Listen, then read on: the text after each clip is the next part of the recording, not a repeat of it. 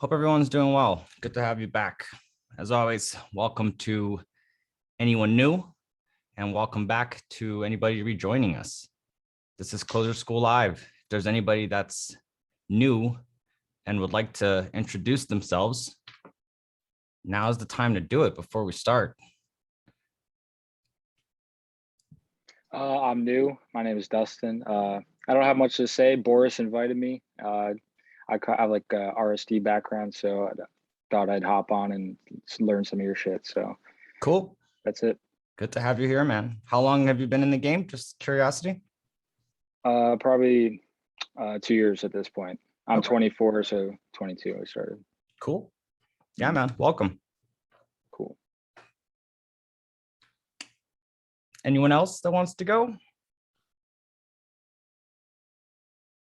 All right. I know there's more than one person, but fair enough. Here's the thing. Let's start off with that. This isn't a place to stay quiet. I find that a lot of you guys just like to lurk in the shadows and just take it all in. And this isn't the place for that. Here is the time to participate and get involved. And I can't stress that enough, because here's the problem with you not doing so. It's not so much that, oh, it makes it like pulling teeth sometimes if people aren't asking questions and they aren't getting involved, but everybody here should be essentially looking to get the most out of this. So if you don't have a question, that's fine, but why not say, hey, Colgate, let me run my opener on you, see how the delivery is. You need to learn how to maximize the time that you're spending here. It's not just sit back and take it all in. Because if you're doing it here, I'm going to assume you're fucking doing it in field to some extent. Are you the guy that's fucking winning the group over with the other men? Well, if you can't fucking come here and be fucking heard, how are you going to do it in field? If you're letting other guys just get in and just overshadow every aspect of your ability to learn and maximize the time here, and in general, right? Then you're not building the skills. So that's what it is. A lot of guys, and it's not to say participate every single time. Like, ask intelligent questions. Make sure you're asking questions based off what you're experiencing by doing some work. Yes, I'm not saying just force it at it. You know, it's not about saying, hey, what's an egg again? It's not that. It's just try to get the most out of it, because otherwise it becomes this thing where you're just here, you're spending time. Yes, you're downloading information, but if you're not taking the time to implement it, to create the space, have the dialogue, have the conversation here, it's much harder to then solve it.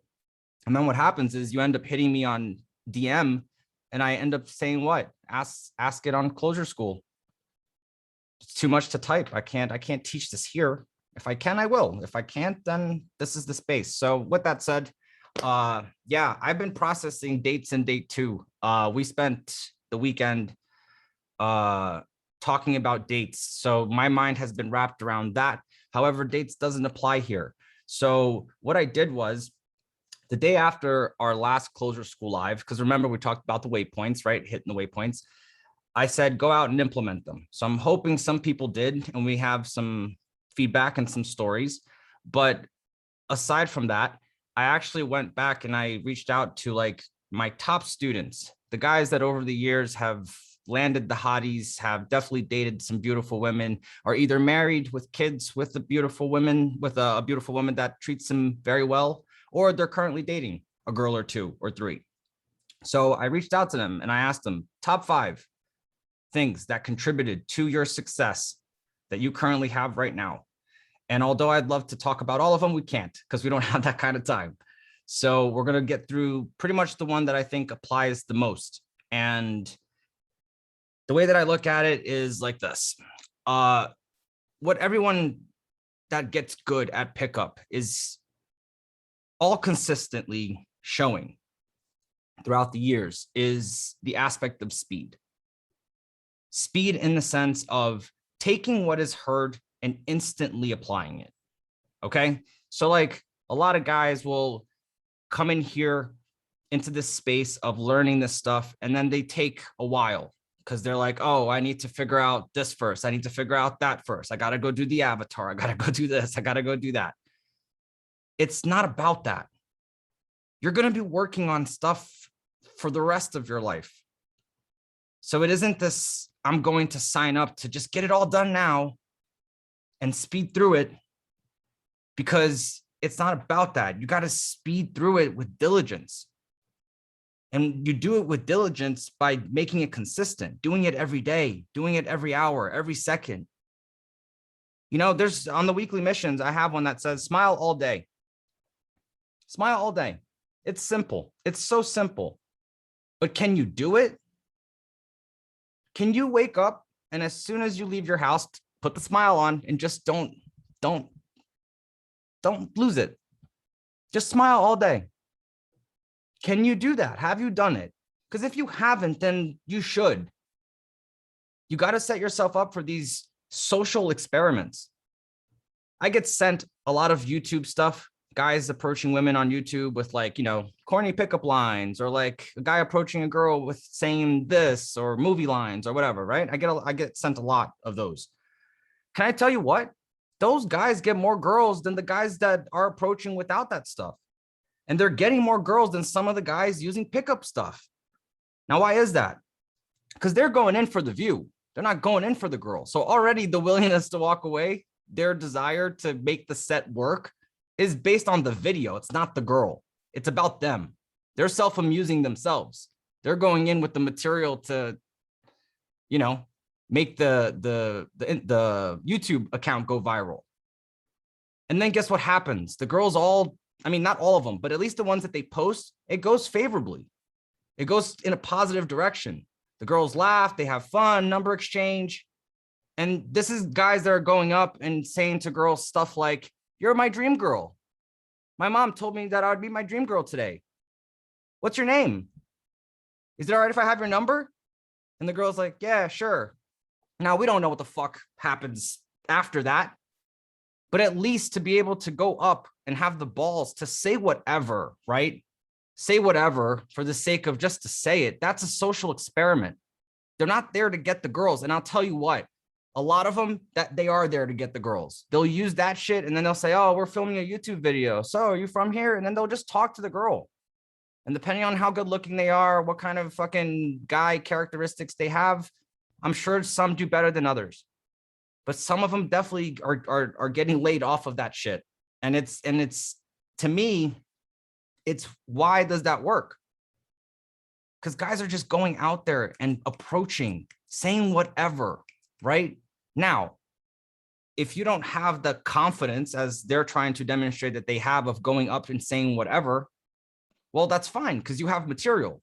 You can simulate confidence through material, right? If you have the material prepared, it takes out the what do I say when I get up there, and then you can focus on how to say it. And that's what we're going to talk about today. I want to talk about delivery and break it down a bit more and get a bit deeper on what we can start to do. And whether you're just starting out or whether you're fucking a few years in the game, I don't give a shit. Everybody's delivery needs to get better. We can all talk slower at the very least, right? So with that said, before we get into that, I want to separate the difference when it comes to speed of the guys that get it, the average guys that won't ever find themselves in the depths of the halls of what it takes to be great, and the guys that actually do. And here's the reality of it. The average guys and the guys that end up losing the game. So I'm going to say, for no lack of better word, fucking losers. They're lazy. It's not for any lack of other reason than them being lazy.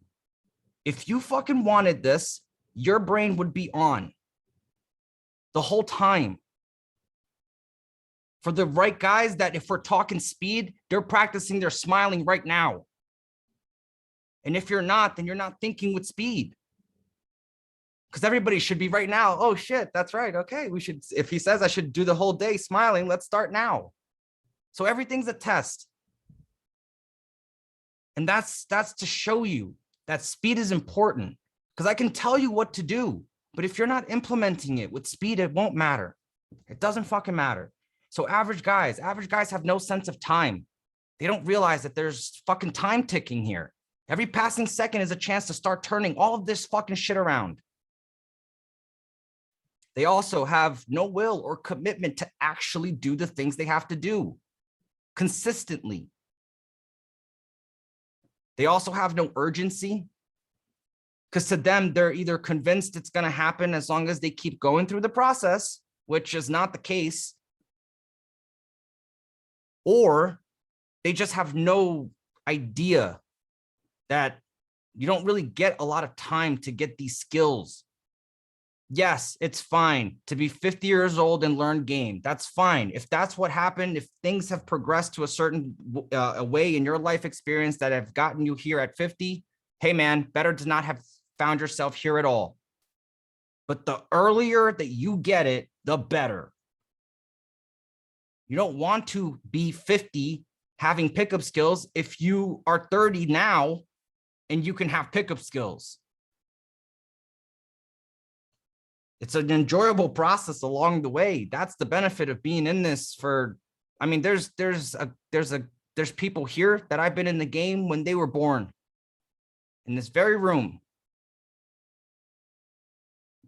My first set was when they were born. How crazy is that? Technically, right? So like, dude, what has made the difference for me, the guys? Speed. I used to hear things and go instantly try it. Like, get up and go fucking try it. Hey, this is the new opener I'm doing. Great, let's do it. And I suggest everybody should be the same. Now, here's the difference. The top tier guys, the guys that get the skills, the guys that are successful in life in general, in any area, what do? They implement fast, instantly. There's no time to wait. You give me advice. Okay, I tell you guys, okay, hey man, there's a new fucking bullshit DeFi crypto fucking altcoin coming out. It's this. You guys put in $100, you make $1 million. If you wait till tomorrow, that chance is gone. It's how you implement it with speed. The information is nothing until you apply it level 1. And then the information is nothing until you apply it with speed level 2. And then if you really want to get into it, with speed and execution, high level execution for level 3, right? But speed, whether you're going to execute it right or not, you're better being first to it than last. So that's the gist for today. Also, the people at the top, they also waste zero time. There is no time to waste. You know, the mystery method starts out with a great aspect in giving you the sense of, 28,000 days, 28,500 and some change days of existing. If you break that down to like actually conscious awareness of like life and having some, sense, I'm not going to say that life, because you don't, right? I don't either. But I'm saying in the sense of like, we're here, we're adults, we can do it. Let's call it 18 for a lack of better age. From 18 to, let's say, fucking 70, when as a guy, you're going to start deteriorating for real, like it's noticeable, right? Because you can make it till there. But let's call it 70. That's not a lot of time. That knocks off a good majority of that 28,000 days. You get like 15 days, 15,000 days at the end of it. And assuming that we're all not 18, we've gone through a good portion of that. So it's not we have all the time in the world, and there's no guarantees here. It's not you sign up, you pay for CloseHerSchool, you sign up, you pay for a boot camp, you sign up, you do dates perfection, and all of a sudden, hey, you have the skills, man. Great. It's not that. This is not a purchase on Amazon. You don't just fucking pay the money and get what you want out of it.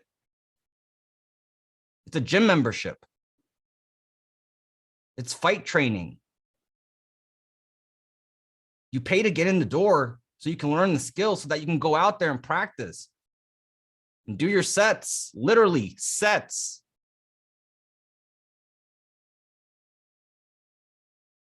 So that's my my rant for today, as far as just to try to incite some fire up your ass, because today's lesson's about speed. I can give you this delivery stuff, but like I said, with everything being in a test, how quick will you apply it? Is it instantly or not? So let's get to it. I want to go through the 8 P's of delivery. Now, if you've heard this before, which I'm sure some of you have, because some of you guys have done boot camps with me, either live or virtually. Fantastic, even better. Now's the time to recap and say, which ones of these have I been really using? Really using. Not just, oh yeah, I remember. I do that sometimes. There was that one set where I did that. I'm talking about consistently, right? Consistency is the key to speed, is you do it all the time. You're always doing it. Number one, projection. So hold on, let me back up a bit. 3 keys of delivery, essentially, right? When we're talking about the way it's said, because delivery is facial expressions, it's body language, and vocal tonality. Those are the three areas, right? So let's go back up even a little bit more. Okay. So delivery, body language, how you move it, right? All that shit. Vocal tonality, how it's said. Facial expressions, what's conveyed, right? Going into the vocal tonality aspect of that, we have being loud enough to be heard, because you can't open sets if they can't hear you, and it's not a good way to start the set if they say what. not the greatest starting point. Now you have to repeat yourself. You're already showing a lack of, I'm able to create impact. So starting from -1 as opposed to neutral, at the very least, if you're not dealing with avatar and all that shit. The next one, being slow when you talk, not conveying eagerness. And the following one, last one, is clear. You come on a boot camp, first time ever, approaching is hard. That's what we're going to focus on. That's it. Let's hear you say the opener loud, slow, and clear. That's it. Once you do that, let's say you do it within 30 minutes. Fantastic. Tomorrow, I would teach you the next bit, which is the 8 Ps. If you don't, then we work on that all weekend. And then for however long it takes. And then you send me some audios. Maybe it takes you 3 months later. And I say, okay, this is loud. This is clear. This is slow enough. Boom. And then let's say you do another boot camp. You would get it there. We would practice that all weekend, and so on and so forth. But with all things said, this is the lesson for today, because it's beneficial. The way you say things ultimately creates the impact or doesn't. It's not what you're saying. Yes, certain openers were definitely easier to fucking pull off than others. For you to go in there and say, hey guys, need a quick opinion. Men or women, who lies the most, right? That kind of shit is a lot easier than me saying rock star nipples. That's what she told me I got, right? It's a lot harder to pull the latter than the former. So there's certain routines. Yes. Word selection. Yes. All of that plays a role. However, at the end of the day, if you have the delivery, the words don't matter. So they only matter until they don't. And that's the power of delivery, is that you're able to say anything. Now I get it. It's fucking awkward saying material. We've been through this. Why is it awkward? It's not your material. It's not your shit. It's not coming from here. I mean, well, it is coming from here, but in memory of someone else's script, not your own shit. Well, here's the reality of it. Like I said I did this in the mindset arena. I said, look, if your shit worked, man, you wouldn't find yourself here. If the crazy stuff that's coming out of your head that you think is so clever, the stuff that you don't want to use material, dude, I just want to talk about whatever. If that was great and you were getting the 9s and 10s, I would ask you who Colgate was. You'd be like, what are you talking about? You wouldn't even be here. So we got to assume if you're here, whatever it is that you're doing naturally, that you've been conditioned to do, isn't working, or at least not to the extent that you want.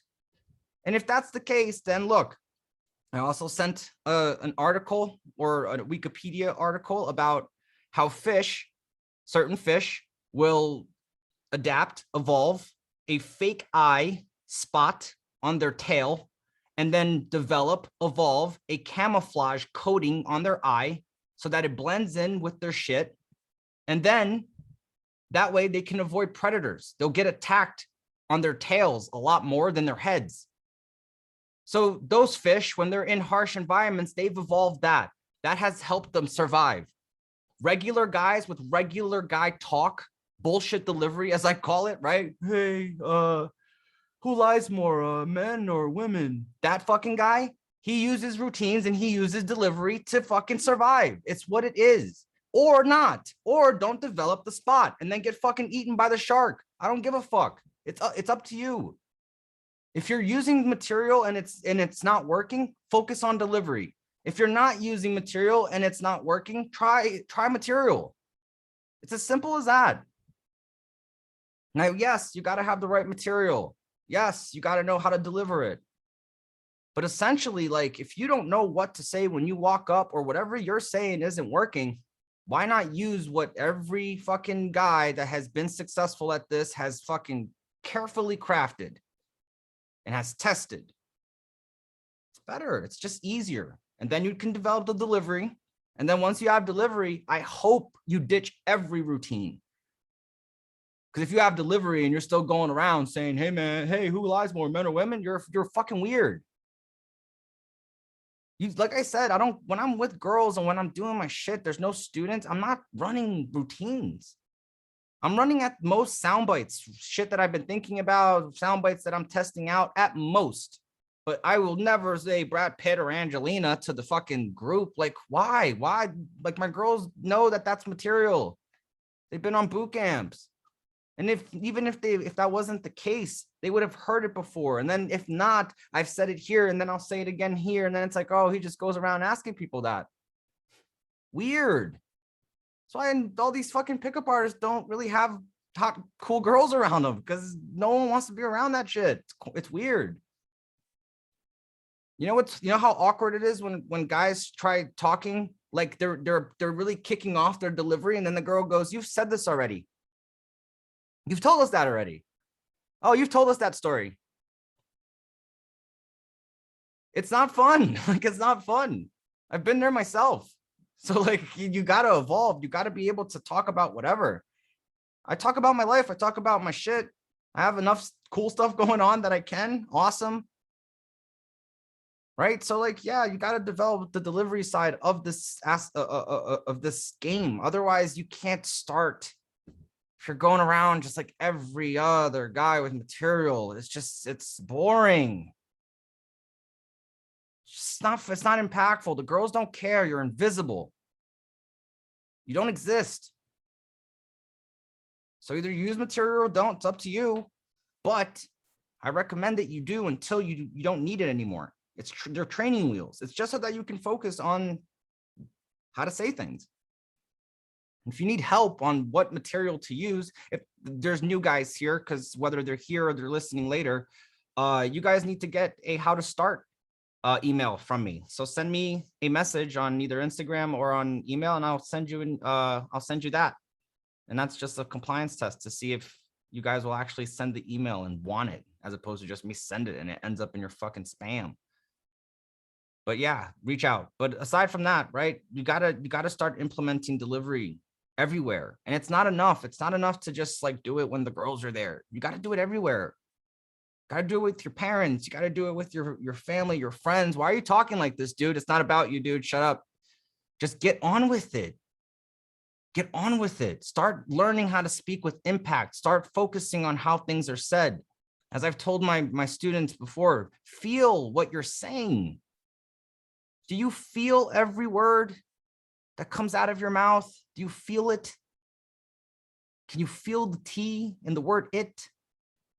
Because if you can't feel that, if you're not sonically embraced in that, hypnotizing someone else with magical spells is not going to work. Because if you don't think that that's what this is, it's hypnotizing people with magical spells. I say certain things a certain way, I can elicit responses in a certain way. Calculated, expected. If I say it a certain way, they're going to laugh. If I say this a certain way, they're going to ask me a question in regards to this here. I see the future, dude. I impose it. I create it. I make them feel how I want them to feel. It's a simulation. It's spontaneous for them, but it's a simulation for me. It's a superpower. And if you don't fucking take that serious, man, you're never going to have impact. You know what? That's what impact is. It's having full control of conversation, of communication in general. We've talked about frames. You know that if whoever holds the frame controls conversation itself. We've talked about that previous CloseHerSchool lives.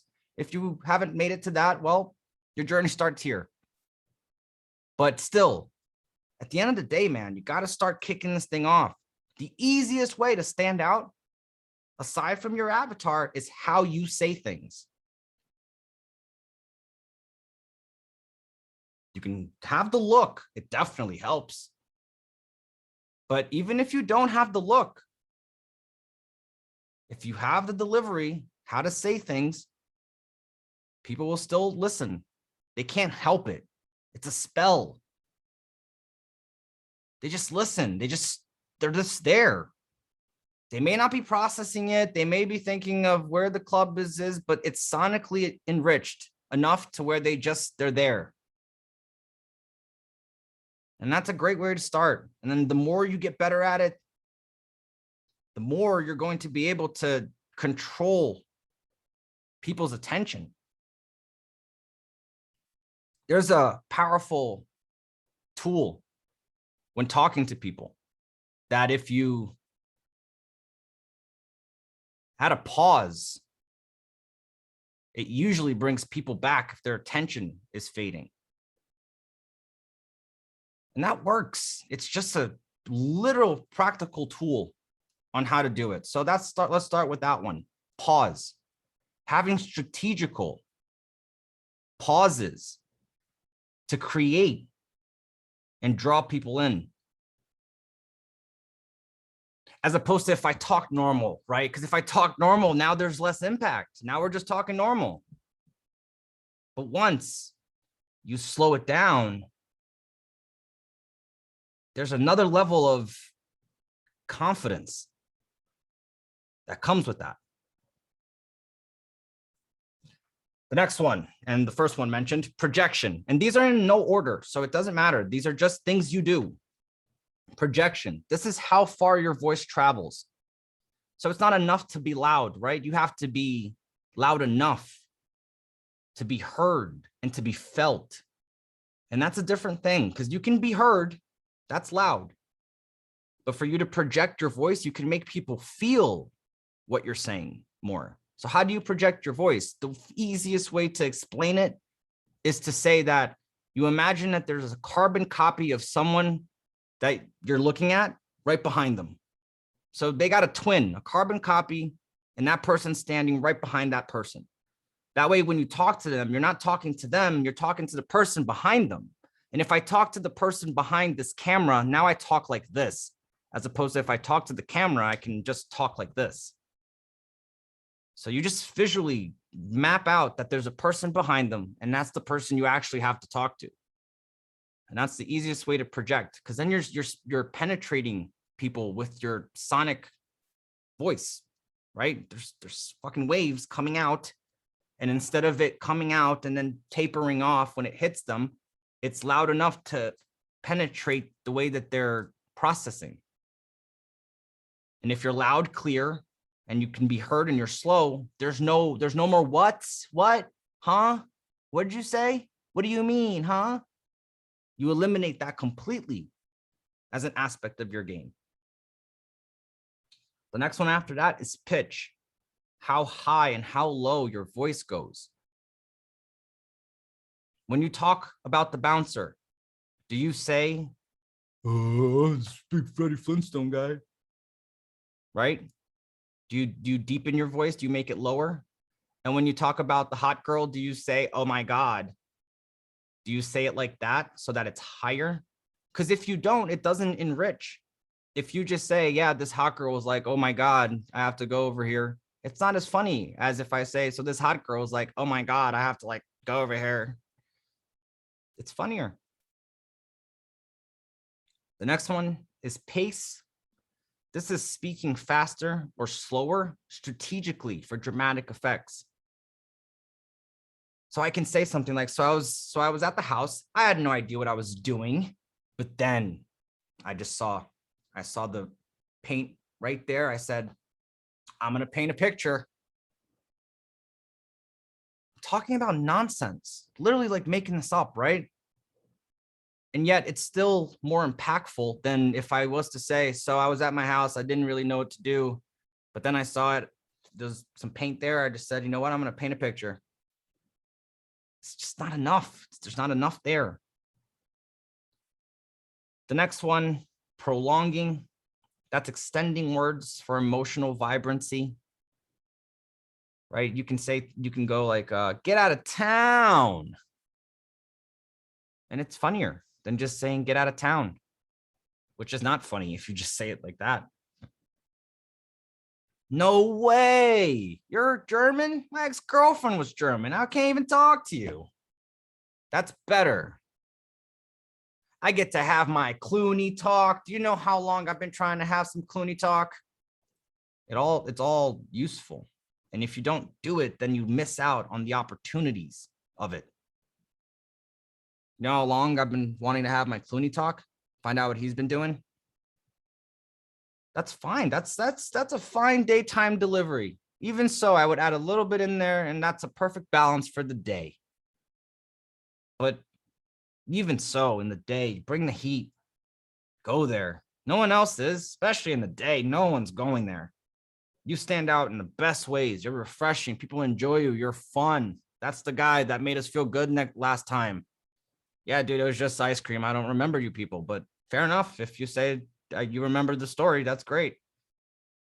And that's just what it is. The next one is pronunciation. This is the way and the style and the clarity to which you say things, right? Like I tend to focus a lot on this because if you really listen to me talk for a 40-minute set, you won't you can't, if you don't know where I'm from, you don't know where I'm from based on how I talk. I have different ways of saying things. I use slang from all different parts of the world. I have British slang in my arsenal. I have slang from Miami. I have New York slang, LA slang. I have accents. I have all these different things I can switch up and just go into because I've practiced all of this stuff obsessively. And it's with those skills and those tools that I'm able to create moments that people consider and feel are fantastic first impressions. Memorable, to where I can fuck off for months and leave a city and come back and the bouncer's like, yo, it's you again. And I'm like, shit, I have no idea what this guy's name is. Yay, man, what's going on? Good to see you again. You've been good? Looking healthy. And then you just move along, right? So consider that up until now. And now the next ones are a bit more woo-woo, but they're still useful. They need to be considered. The purpose. What's the purpose of you fucking saying this shit? Does the drink really matter? Is the drink really going to settle it? Right? Do you have to settle this for the drink rather? That's what I mean. So if I go Brad Pitt and Angelina, right? It's like, hey guys, settle this for us because the next round depends on it. Brad Pitt and Angelina, one night, who do you pick? See, look, I'm going to go with Brad Pitt. I'll tell you why. Brad Pitt's going to bring cigars. He's going to bring whiskey. I get to have my Clooney talk. Do you know how long I've been trying to have my Clooney talk? Angelina Jolie is going to try to build a school and adopt some kids and save a hospital. I'm not in that headspace, man. It's Vegas. Monday night. Am I right? That's way different. That's way different than the other shit. The drink depends on it. It does. It feels like it. Did you guys see the girls fighting outside? Oh, ho, ho, these two girls, they were fighting outside. As opposed to anything that's not equivalent. It doesn't have to be that. It just has to be believable. Otherwise, it's like, why are you saying this to us? It's clearly not the truth. There's something, I mean, it's not that. It's not, they don't itemize it like that. It's not like, oh, this guy is lying. It's not that. It just feels off. It feels salesy. It feels like a quiz. It feels like he works here. It feels like he's trying to rob us and distract us while his buddy steals our purse. It feels off. It feels weird. It's not the right stuff. The hot, attractive, top tier guy doesn't do this. Now, if the material's good, you'll get away with bad behavior, which is fucked up, right? But like, even so, the delivery is what sells it. Material could be whatever. Once you have delivery, I could plug in any material. That's the whole thing. So like, think about it, right? As an actor, your delivery is your power. Can you deliver it? The script won't matter. Any script that comes your way, you got to deal with it. If you're a great actor, the better actors can deal with the script. You get a Daniel Day-Lewis, a fucking script, home run. Forget it. You can forget about, oh, is he going to show up? He's going to be in character the whole fucking time he's shooting the goddamn thing. He's making decisions on Uber as the character from like 1970. Because he's so locked in of delivery of, I'm going to sell this. I'm becoming that person. I am becoming the character. Pretty sure if I gave Brad Pitt and Angelina opener, maybe not that one. All right, another one. Give him a fucking opener. Give Leonardo DiCaprio, Brad Pitt, and Angelina opener. Tell him to say it like the hot, cool, attractive guy. I'm sure Leo's not going to have that much hard of a time to tap into that. You know? And even a fucking ugly ass fucking actor who's like on Broadway theater, if he can pull off the fucking delivery, you give him the notes, he'll pull off the scene. It's just what it is. You got to get good at talking a certain way. Once you're able to talk a certain way, say whatever. So the passion behind the purpose about what you're saying. And then finally, the passion. Got to have you got to be into what you're saying. Right? The purpose is having a reason to say it. You're there to solve something. The passion is, fuck, man, I'm into this. This is about me. You're either in the set talking to the girls or you're in the set running material. You can't be both. I know it conceptually feels that way. Like I'm here talking to the girls, but it's not. Nothing matters until A3. It's all about you. Until A3, it doesn't matter if she says Brad Pitt, Angelina, Jennifer Aniston, no one, Bill Clinton, nothing matters. You guys are best friends. No, we're sisters. Oh no, we're cousins. We're enemies. None of it matters. You haven't done anything yet to warrant any information they give you, good or bad. So even indicators of interest don't fucking matter. Because if you go to a strip club or that girl's trying to get a drink off you, you're going to be a real funny guy for that opener.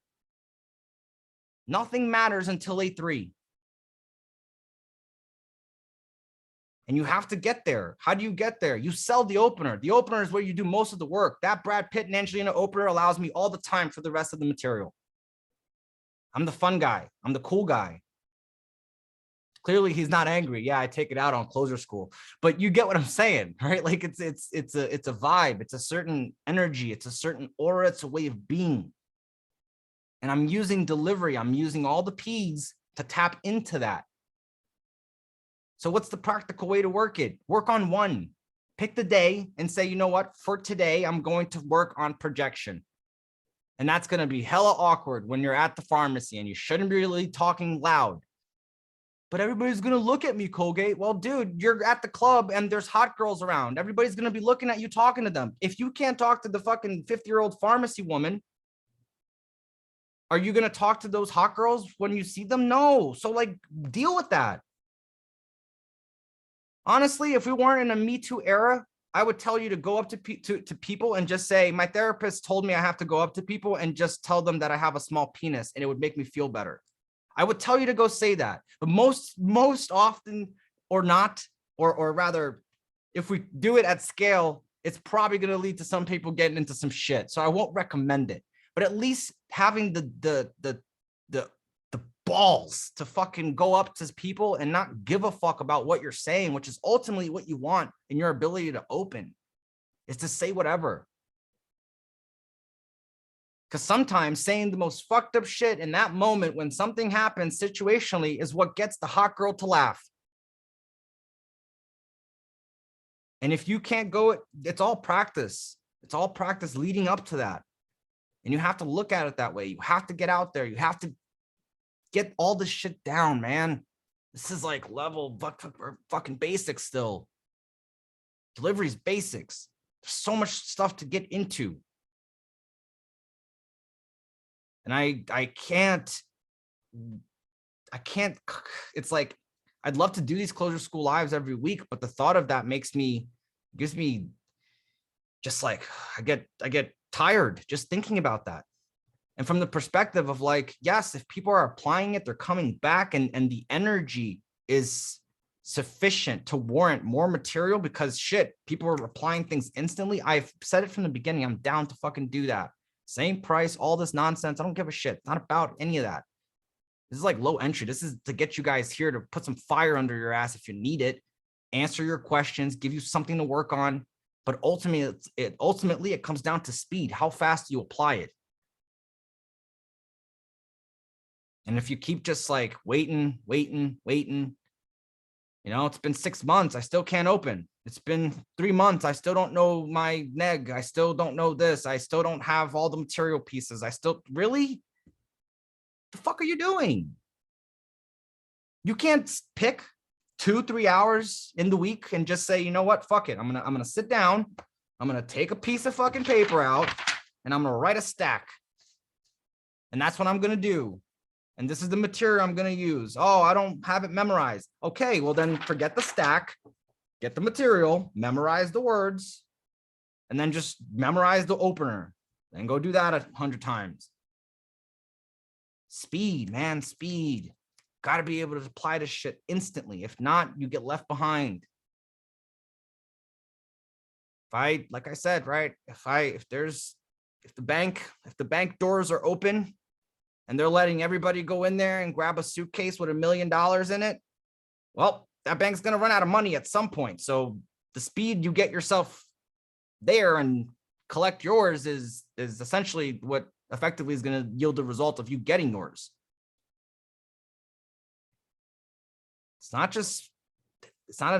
a lot of guys treat the game like it's like a finish line, right? It's like, oh, I have to get to that point. But really, they're fucking clueless. They don't see, as I say, right? On the mindset arena, I always put, do you see when I explain shit? Do you see what I'm actually fucking saying? Or is it just going over your fucking head again? Because if you see it, it changes how you look at the world. It's not just, oh, this is why you body rock. Do you know why you body rock? Because Leo DiCaprio body rocks. Brad Pitt body rocks. Cristiano Ronaldo fucking body rocks. Sean Connery. Any guy that has this fucking weight and has ever been successful with women will body rock. Because he doesn't give a fuck. Really, he doesn't care. He's not trying to impress them for real. He's the prize. He knows it. My ex-girlfriend was so.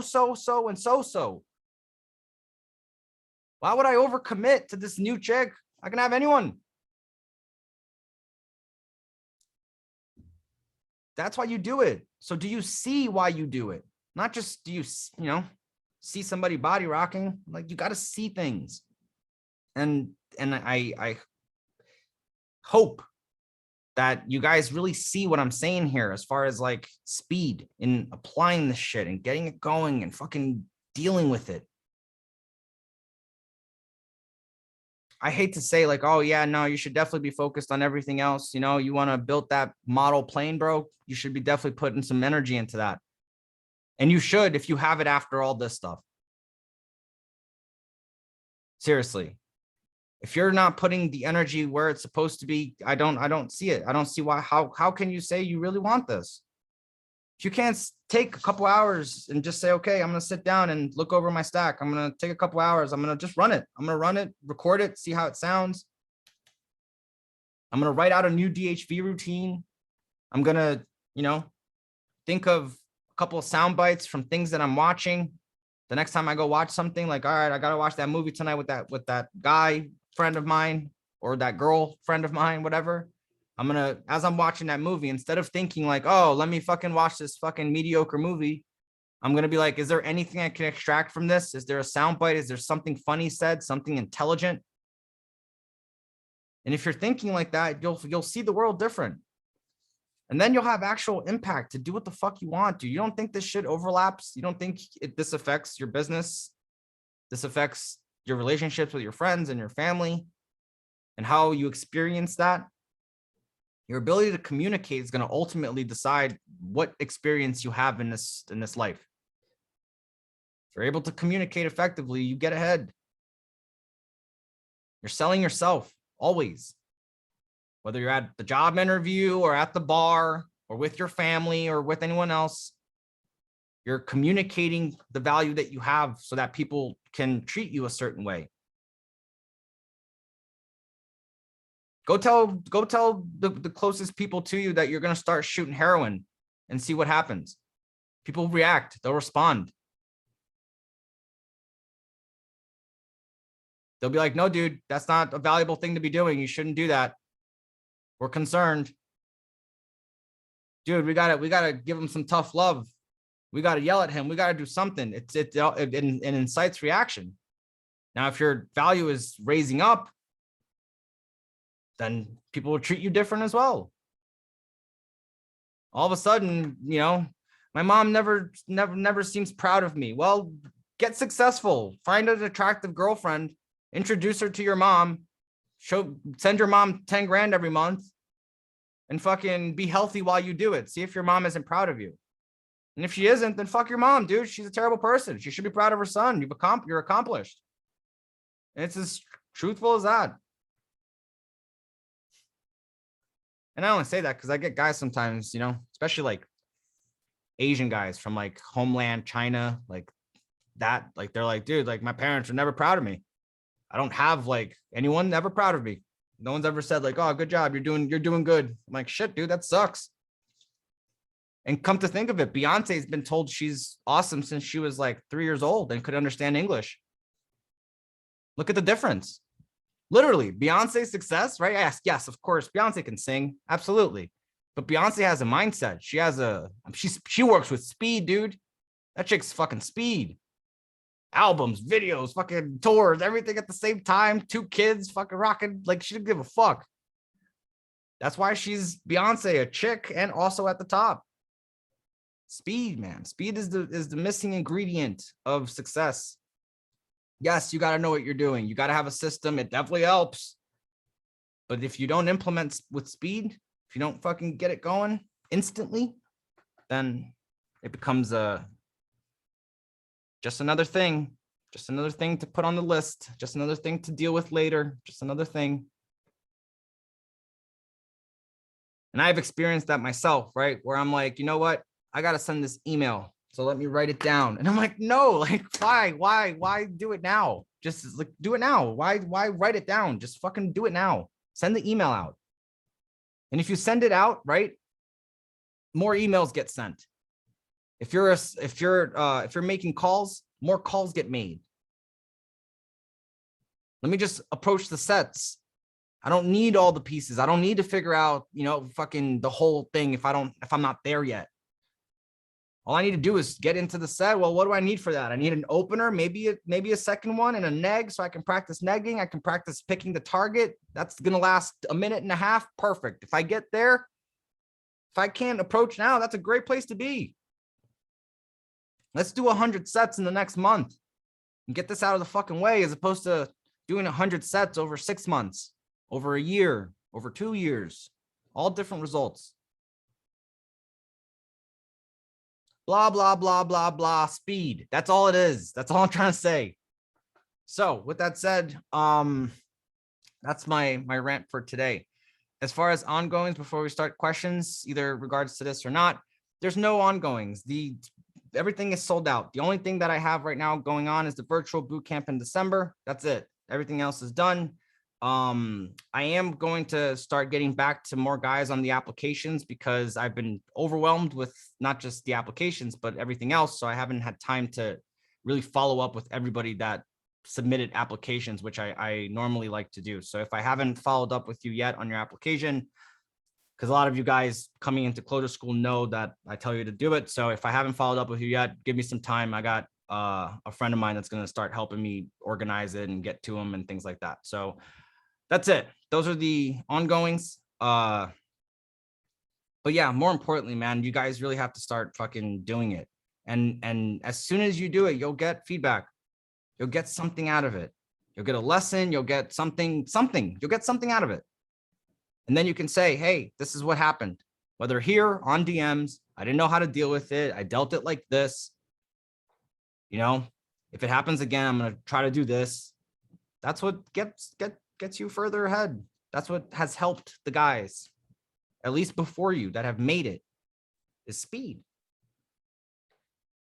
There's a difference between the guy that I see it all the time, between the guy that just has that in mind and he just goes and he's ready and he follows through and all that from start to finish. Then the guy that has to go think about it, has to go process, has to go feel stuff. Yeah, dude, it's like I said, I think I said it last time, right? Like enemies are coming. I grab a sword, man. You don't got time to feel, to think, to process. It's like grab the sword and go. Otherwise, fuck.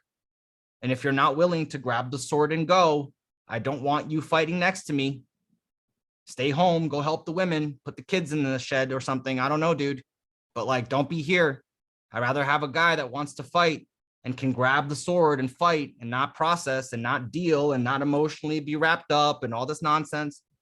Because if it comes down to I need someone next to me to kill the guy that's about to kill me because I'm killing some other guy, if someone's next to me that doesn't want to fight, I'm gone. And that's dangerous. So I'd rather have men around me that can fucking do it. And this is why I say like 90% of guys aren't ready for boot camp, because 90% of guys can't go into the hot sets. They can't. Not without fucking reluctancy. Not without processing and thinking and feeling and what's my opener? What opener should I use? What do you mean? The same one you've been using the entire fucking night. Why would I tell you to do anything different? Oh, dude, there's this magical dragon opener that you got to go fucking try. Like, why? What are you talking about? So yeah, that's it. That's my rant. So questions. Yeah, hey, go man, I Gabe. got a question. All right, great. Look at that. That's fantastic. I'm That's glad I sweet. can stress the point. See, magical spells, reactions. It's good. It works. Go, Yes. go first. Just Okay, thanks, man. Whoever wants to go, it's all good. We're gonna get to everyone. You know how it is. We'll get to everyone. I'll be quick. Awesome stuff on delivery. Quick comment on that. I was watching Blade Runner the other day with Ryan Gosling, the new one.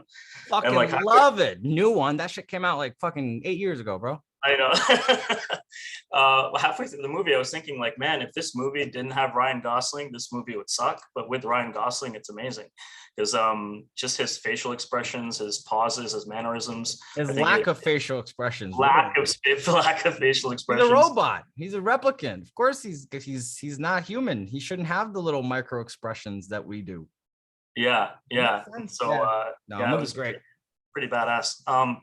So my comment is based on Friday night. So I went out, did my sets. So past couple of weeks, I've been going into hotter sets, and I ran across kind of a speed bump on Friday. So what I experienced is like 2 specific sets, super hot blonde, like I would say Colgate level hot. And so I opened the set. I opened the entire set, but for whatever reason, the hot blonde in both situations shut me down pretty soon, like pretty right off the opener. And the thing was, Hold on. Let me pause you. What do you mean for whatever reason? Were you not able to see the reason in hindsight or actually? Here's what I think the reason was. I think the reason I think is I dressed her first more than addressing the entire group, because her friends were open and receptive to the opener. But I think because she was the hottest one, I think I was subconsciously or consciously talking more to her than the group. And I think that's what it was. Did you neg the target? Yeah, so that's what I was gonna, that's my question. So so in that situation, would it be like, oh, is she always like this? How do you roll with this one? Yeah, just like every Okay. other set, man. What do you mean? You know this. Okay.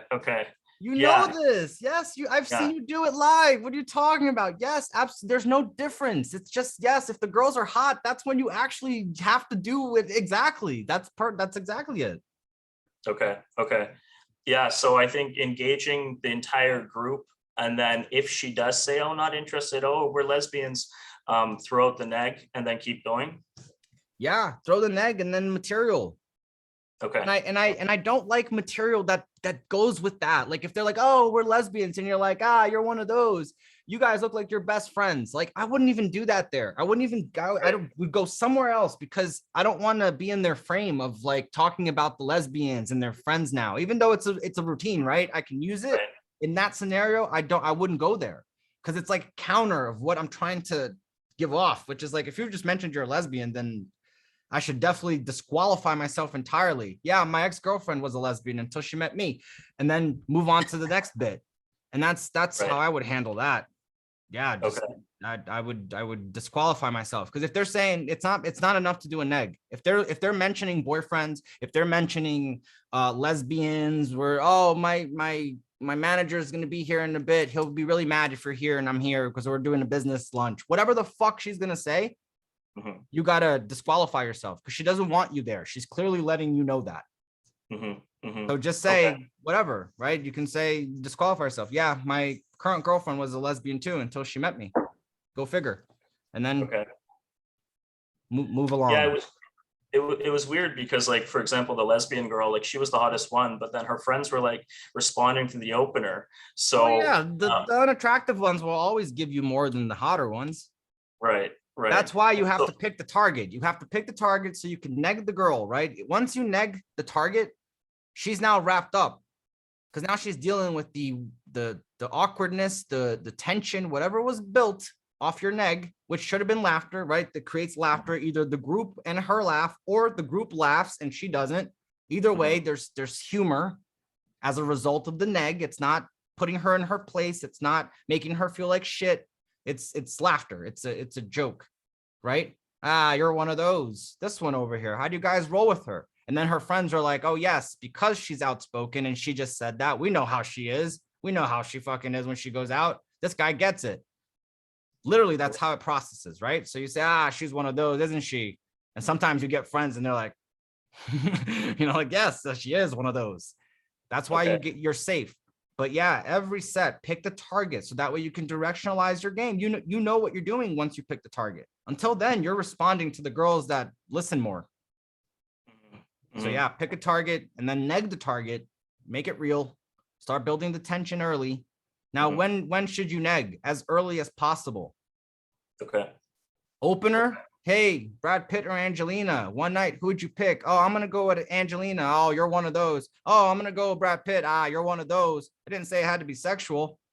Whether she says Angelina, Brad Pitt, whoever. Oh, I didn't say it had to be sexual, and move on. What's your neg if they say, if someone says, "Oh, we're not interested"?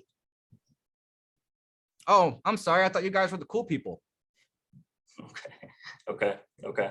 Nice. Okay, so you're one of those is kind of the default neg, and then yeah, you can use that there too. Oh, you're one of those. Okay. Either or, it doesn't matter. I thought you guys were the cool people. Fair enough. Because see, what I would think is Brad Pitt. I'll tell you why. Okay. Awesome. Get back to the material, and that's it, man. You don't get caught up in them. Again, nothing matters until A3. You have to get back to your material, whether they give you enough or not. Because here's the thing, right? Like, let's say somebody asked me, like, "Hey, who lies more, men or women?" I'm gonna say, I think transsexuals lie the most. And now you're not ready for that. Now it's a whole fucking thing. It's like, no, dude, just go. You go, haha, this guy gets it, and then move on. Right. Oh, dude, you're one of those. I get it, and then move on. Okay. I think it's this, and then carry on the material, because otherwise you get caught up in other people's shit. Right. Wait, hold on a second. What do you mean we look like we're best friends? And then you're like, well, you guys make the same facial expression. And like, what are you, a doctor? Like, no, it's just easy to tell. Then you're getting back to the material, but you're doing it in their hoop. You're answering as you go. What are you, a doctor? Well, no, it's just because you guys make the same facial expression. And now the routine is lost because now they're taking over. They're trying to hijack the routine, the hijack the set. So yeah, you gotta directionalize everything. 90% you talking, 10% them. It's simulation of interactivity. It's just simulating. It just feels to them that they can talk. They're having a conversation, but really they're just listening to you. So yeah, get in there to open the entire set like you did. Make sure the eye contact is distributed evenly between everyone. Right. And then neg the target, whether she says something or not. And if she doesn't, you can always say, you talk a lot. And it's funny because she hasn't said anything. And then move on from there. Finish the routine. And then you're going to be fine. Because then everything, all the narratives have been set up correctly. You're a non-needy guy. As long as you're doing, obviously, the basic fundamental body language stuff, delivery, all that shit. It should all come together as far as like, this feels good enough to sit here and give him time. Which is all you want. You just want her to give you time. Right. And then you'll have the next bit, and then the next bit, and then the next bit. And then she finds herself liking you because enough time has passed. Enough demonstrations have been made. Enough things have been said. They've been said a certain way. They've elicited emotions. It all comes together until now you can ask her, hey, you talk. Let me check the investment on that. Because if I've danced this entire time and I've done work up until here, you should be thrilled. You should be excited to talk to me. You should be wanting to dance yourself now and show me what you got. And if not, then my game was compromised going along the way somehow. And I think the execution has to be tighter, right? With the hotter girls. In general, no. Because you can't conceptualize it that way. You can't say, oh, the execution has to be tighter when the girls are hot. That's a mental fuck up. That's not mindset, right? The mindset would tell you that execution is that you do the set the same every time, no matter if the girls are hot or not. And you do it with great execution. And that's it. That's period. Because the difference is that now when the hot girls are there isn't this mental hang up of, I need to muster up more to deal with that. It's just, oh, this is another set. I've been doing the same thing over and over again. And it'll work better with the hotter ones. So don't conceptualize it as like, oh, I got to put more energy here. If she's hot, it's rather the opposite. This is nothing different than I've done it before. Okay.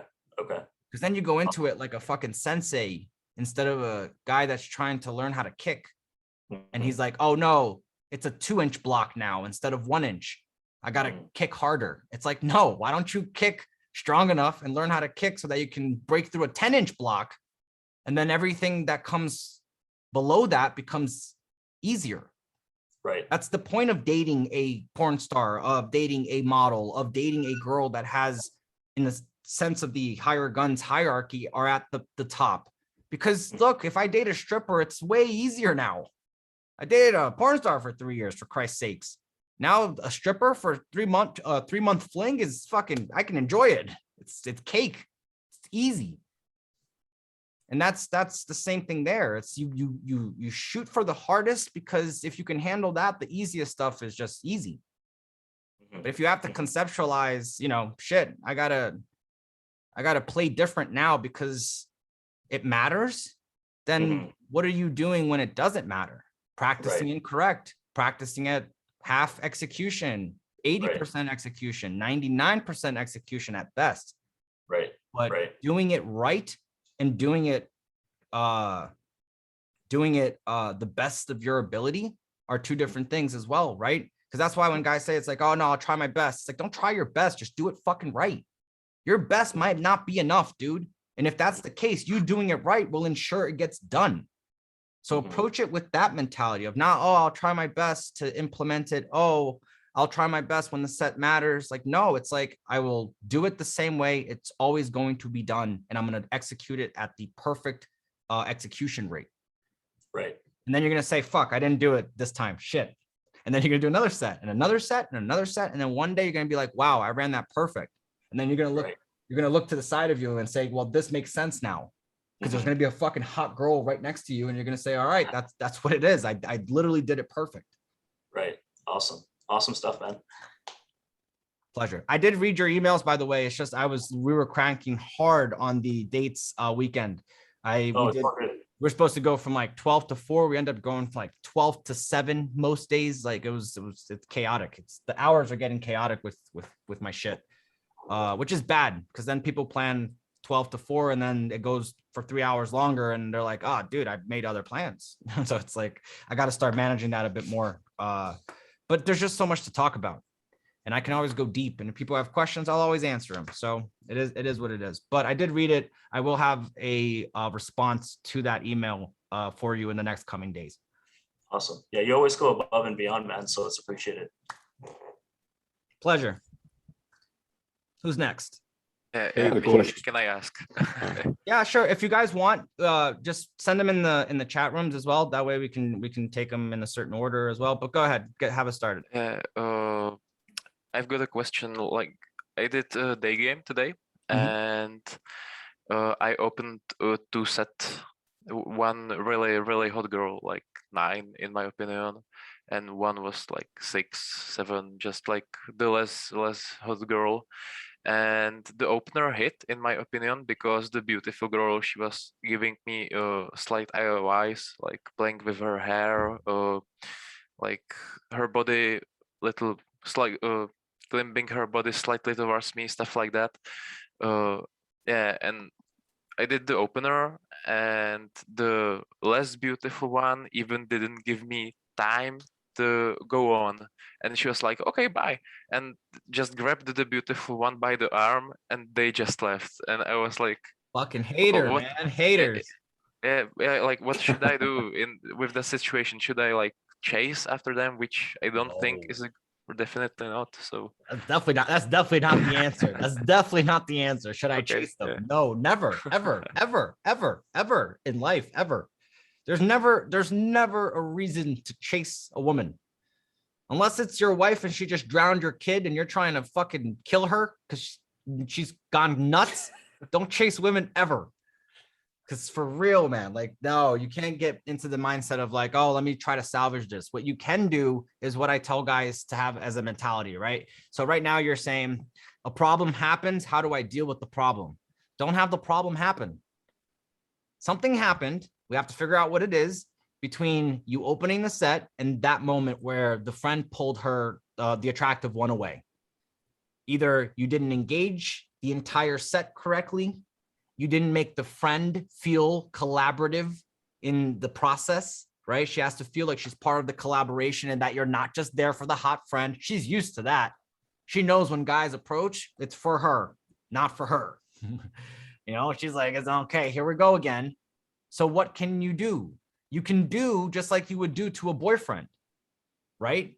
You can engage a bit more with the girl, the obstacle. So you can say something like, wait a second, what are your thoughts? Get her in. For 2 sets, you almost have to. That's how you keep them, right? It's the rule goes to not alienate the 2 set, right? Not separate them, not keep them separated. That goes for in the set while you're there. Not just, oh, the concept of getting rid of one, it's in the set. If I'm talking to her, if she's standing there, I'm alienating her. She's right there, but I'm engaging with her. I'm talking to her. We're sharing the good times.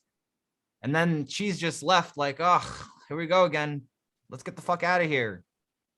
This is just going to be at best some asshole that you have sex with. And then he breaks your heart again. And then you complain to me. And I'm like, ugh, how come no guy wants to have sex with me? You know, it's like, it's that kind of mentality. So like, yeah, no, you got to bring them all together. So if that means you got to say, talk to her, right? What was your opener? Who lies more, men or women? Hey guys, who lies more, men or women? Here's what I think. I think that men, we lie all the time. Like, God, do we lie? But women tell bigger lies. Am I right? And then whoever says whatever, you go, you're one of those to your target, right? You establish a target. And then you say, what are your thoughts? Get the obstacle to come in. And here's the thing, you have to look out for it. So just like you're looking out, see, you're looking at the target. You're saying you mentioned IOIs, you mentioned body language, you mentioned this, which if that's the case, that tells me you weren't probably looking at the obstacles body language, right? So if you're not, then that means it's going to potentially manifest into explosion of the set, which is like supernova explosion. Let's get the fuck out of here. Right. But it's not that it happens that way. It's not like, oh, all of a sudden you're saying something and then the set explodes. There's a fuse burning and it's firing off, and you can see it if you look for it. So like as you're talking to the target, if you were talking to the obstacle, you would see these things. If you were talking to her enough, that's what I mean. If you were talking to her enough, like simulating the interactivity and doing it enough, you would have seen her get antsy, pull the phone out, start looking around, start girl coding. There's certain indicators that is going to start manifesting for you to be like, come back into this material because you're getting a little antsy, not being as a part of it. And then it'll occupy her brain long enough to where you can still keep it going and then finish the routine and upload some value so that she stops doing it. And then you're just buying time from there. Okay. Yeah. Thank you. Thank you. If I may, another question appeared to me. Eye Yeah, contact. When I like distribute eye contact, as you mentioned earlier, should I like look faster at each of them, like this, or like a little bit? It's not about faster. It's about even. Great question. Great question. What's the eye contact distribution, right? Which is essentially what you're asking. Even. Doesn't matter if you do it fast. It sometimes may be fast. It may sometimes be slow. You know what I'm saying? Like it may be slow, but it has to be even. And only in a mixed set do you switch it to more for the guy. So for example, if you guys are the guy and I'm opening the set over the shoulder, right? Let's say I go, hey guys, quick question. Who lies more, men or women? I usually will end off on the guy and I'll point to him like, bro, I want your opinion. I don't really care about her because I don't want to start talking here. Because as soon as I start talking here, getting answers here, this guy here is like, what the fuck is this guy fucking doing with my girls right now? And then he gets all a certain way. And then it can become a thing very quickly. So the way I avoid all that is to talk to him. I'm going to lead the guy. Right? I'm going to talk to him. We're going to share. He's going to laugh at my shit. I'm leading him. And the girls are going to see that. And I keep them involved because if I don't, they'll start talking to each other. It's just guy talk. We can talk to each other now. There's a guy thing going on over there. And it's not a guy thing. So it has to be distributed evenly. So it's like, hey guys, quick question. Who lies more, men or women? See, I think that men, we lie all the time. Like, dude, we always lie. But women, you guys tell bigger lies. Am I right? And then I finish off and I point to him and then he's going to be like, yeah, that's true, bro. And then that. But yeah, whether two set or mixed set, you got to evenly distribute. And even with like bigger sets, if they're focused on you, you'll do the same. Whether like I've done bachelorette sets where it's like 12 fucking girls. I think Jesse was with me in Toronto when I did that fucking set, where I just fucking hold court for everybody, right? And it's a lot of fucking girls, a lot of energy. You got to manage all of it. It's super impressive. But how do you do it? Well, if they're all focused on you, you got to evenly distribute the energy. Sure, the delivery, the eye contact, all that. But more likely than not, if there's a 12 group, usually it's not a 12 set. It's like 2 4 sets and then, or rather 2 4 sets, 2 2 sets. It's like, they break it up. It's like, if we all went out as guys right now, like how 15 of us, if we all went out right now, yeah, when we're there, we're going to sure talk to each other. But like, there's points and times where I'm just going to be talking to Boris. There's points in the night where I'll be talking to David and Dan, right? And Dan's and Armando's going to be talking to Kevin and so and the sets break. They almost separate. In that case, I don't have to get the attention from everybody. But if I walk in and everybody stops what they're doing to look at me, then I should be distributing evenly everything to everybody. The way of being, the energy levels, the eye contact, all of that should be for everybody. And then the target gets the neg. And that's the only difference, at least from the starting out point. Good question. Thank you. Who's next? I got a question. Yeah, go ahead. Who's talking? All right, cool. Danny here. Hey, what's up, dude? Not too much, man. You talk about, going out, opening sets. And one of the things I kind of run into often is I just don't have any guys that are willing to pick up the sword and go out with me.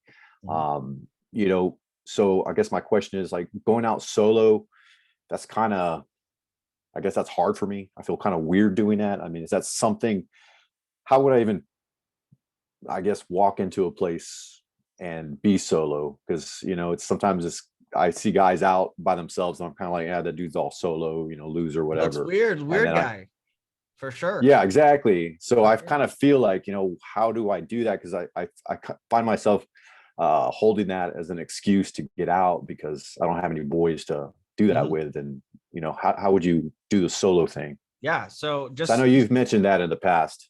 Yeah. I've gamed my first year by myself. I used to go out by myself. I was 14 years old, trying to get into fucking restaurants and any place that had people so I can practice material. Sometimes I was outside of venues that, people are just walking around.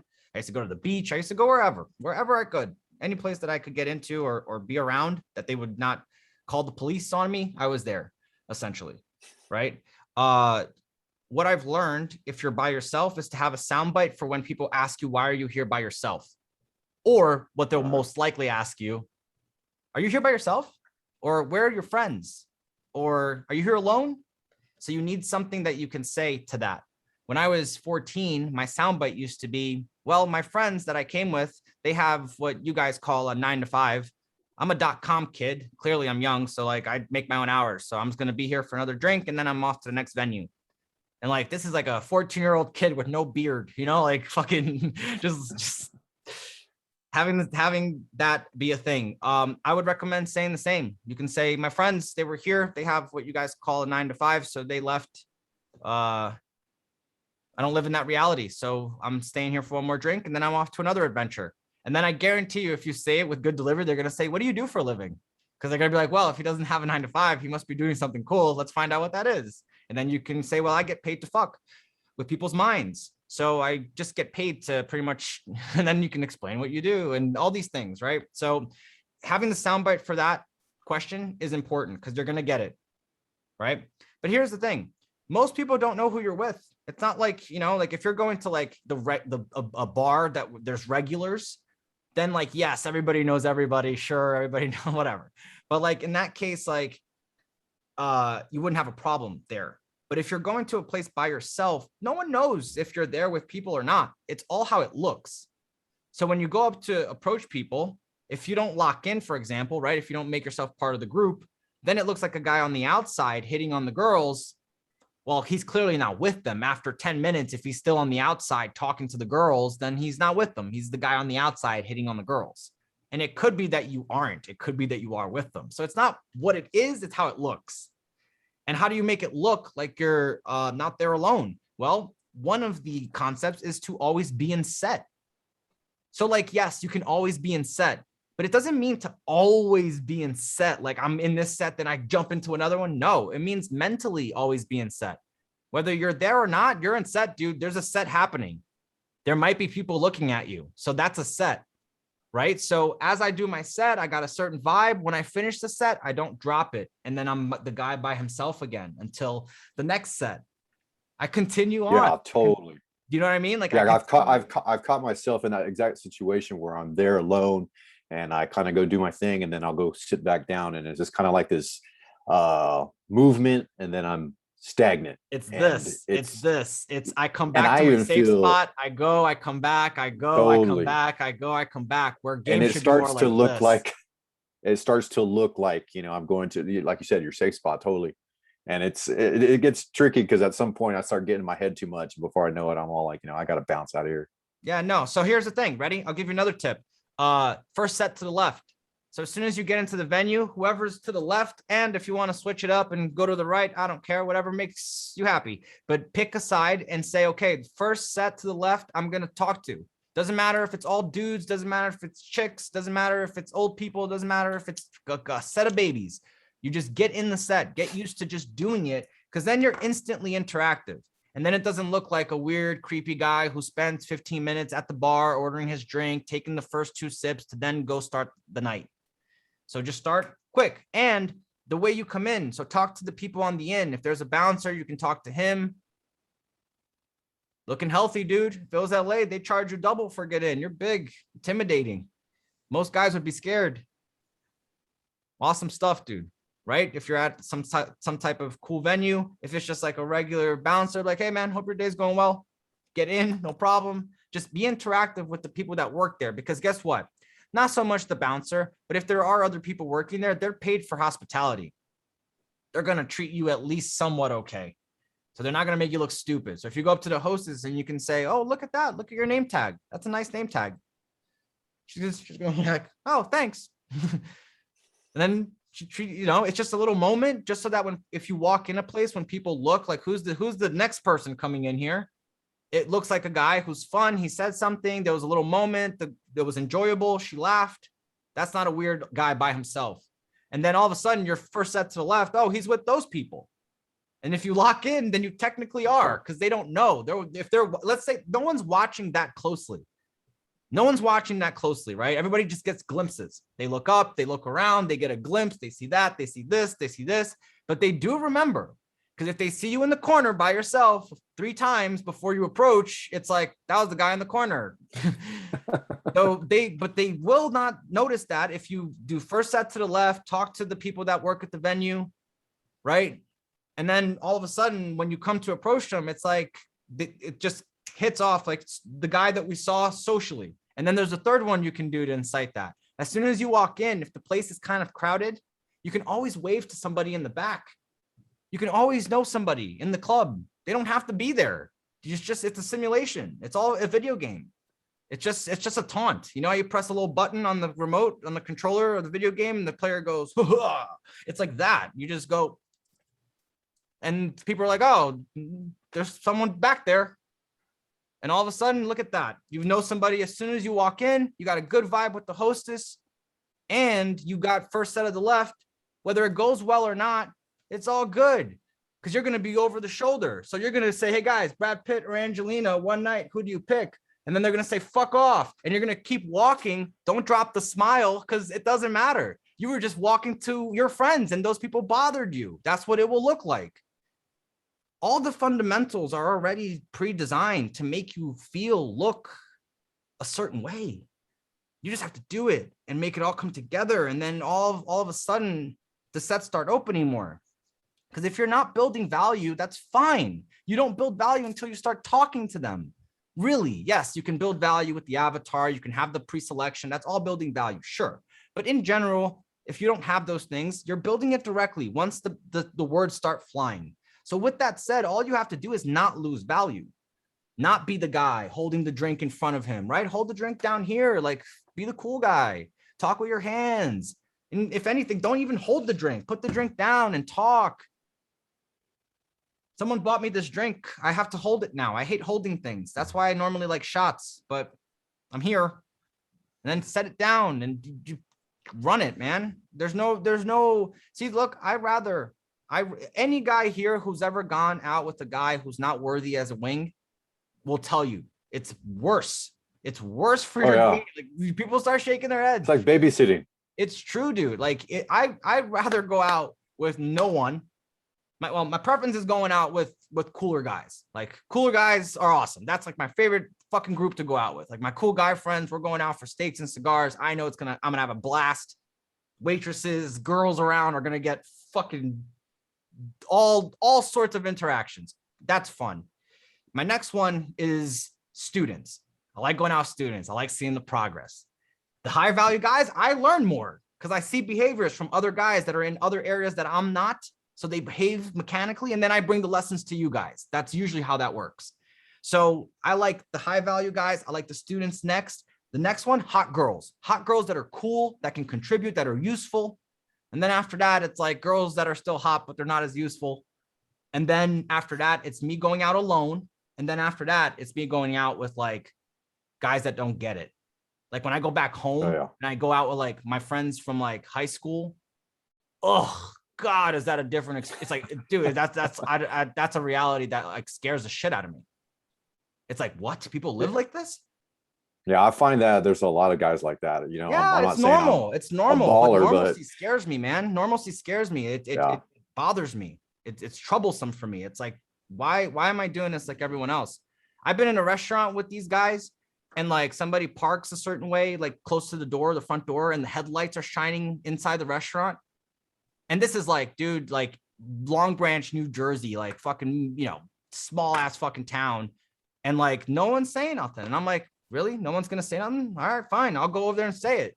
And they're like, oh my God, what's going to happen? He's going to go, oh God, Wem's going to fucking go crazy again. And it's just like, I just walk up to the guy. Hey man, I don't know if you're aware or not, but you're shining your headlights inside the restaurant, but no one was going to say nothing. So here I am. And then the guy's like, holy crap, I'm sorry, man. He turns his car off. All of a sudden I come back. Everybody's like, really? This is the existence that most people have? Like, no, dude, not for me. So like, yeah, it's not hard. It's not hard for you to go out by yourself, make it look like you're interactive. Not at all. You can always talk to the people that work there. Yeah. Like the simulation, how you said that kind of clicked, walking in there, like, it's a video game versus dude. It's like a video game. So I get way in my own head. Do me a favor. For anybody that plays video games and you have the option of like playing like some sort of game where you can be just a single character, if there's the option of like clicking the fucking button to put you in POV mode, right? You know how you can walk around with the character, but then you can press the little fucking button and it shoots you up in POV mode, right? Like hit what he's seeing. Next time you were to do that, or do a quick Google search and make it real for you, after here, because now it's speed, there might be guys Googling now. But after this, just get a sense of POV video games and just put a full screen on and just look around. And then the next time you go out in the world, do the same thing. Do this. Just go like this. Go. And just keep doing this for a bit. And it'll start to feel legit like a video game. Like it'll just feel what the fuck? Like this feels like a simulation. And I do it when I'm running. So like when I'm running, that's my time to like do that. And then I'm like, dude, I could go kick that mailbox right now. I could. Like there might be consequences, right? I'm going to get a star on the fucking Grand Theft Auto cop thing and the police going to be after me. But I can kick that fucking mailbox if I want. I can wave to the guy over there that's putting things in his car. I can do things here. It's interesting. That's really interesting. I have never really thought about it like that, framed it like that. Dude, I can most see how that would people make aren't living, bro. They're not living. They're just alive. They're just here. They're just taking the time and going through the motions and just robotic. You can't be that way. You got to shift over and say, you know what, man, I got to take charge of what I want out of this. And it's not like, I got to take charge. Let's fucking, it's not that. It's like, dude, I can do stuff here. I can choose to, as I walk out of my gate, right? The security guy that's there that keeps me safe, I can choose to have an interaction with him and make him laugh a bit so that now I don't have to give my ID every time I come in, right? For the people at the gym, I can make it a moment. It's all about missed opportunities and not. Do you take them or not? Because if you don't, they're missed, right? The waitress comes out, she says, you guys need a drink menu? It's an opportunity. I can say yes, I can say no, or I can say something better. And if I say something better, it becomes a moment. Now it's not a process. It's a moment. If I do something that's unexpected, it's a moment. If she asks me, how are you? And I say, I feel magical. It's a moment now. It's not a process. It's not a routine process that she's going through. It now has become different. And that's why you have all the autoresponders, all that stuff, right? Because when they ask you, what's your name? For me to just say Wem, it's enough. My name is Wem. They're going to say, oh, where are you from? What kind of name is that? But if my name was Bob, I would definitely, because I do it with my name being Wem, use the routine of, had I been born a girl, my name would have been Sally. So I'm going to go with that tonight. My name is Sally. Pleasure meeting you. You look like a George. I'm going to call you that. Because that's a moment. That's a moment. It's not just now we're a name exchange. It's a moment. It works for business as well, dude. Like you're going into a job interview, you have a soundbite prepared for that. They'll remember you. No one's hiring you off your fucking, I can get the job done. The applicants are mostly all the same. They know what it takes to get there. You separate yourself with personality, and if they want you to be in the office, Is this a cool guy that's gonna fucking lift up our fucking mood, or is this dude a fucking weirdo creep, but he's really good at his job? Like, if we could have our choice, we'd go with the cool guy, as long as everybody's competent. So you're gonna win people over. And dude, I was in college and I wanted to do research for my school for my psychology department, and there was 800 applicants, like little less than 1,000 applicants, and I didn't even apply, and I got one of the 12 positions there. And the only thing I did was I went to the office where the professor who was running the lab, I went to his office hours and I just talked to him.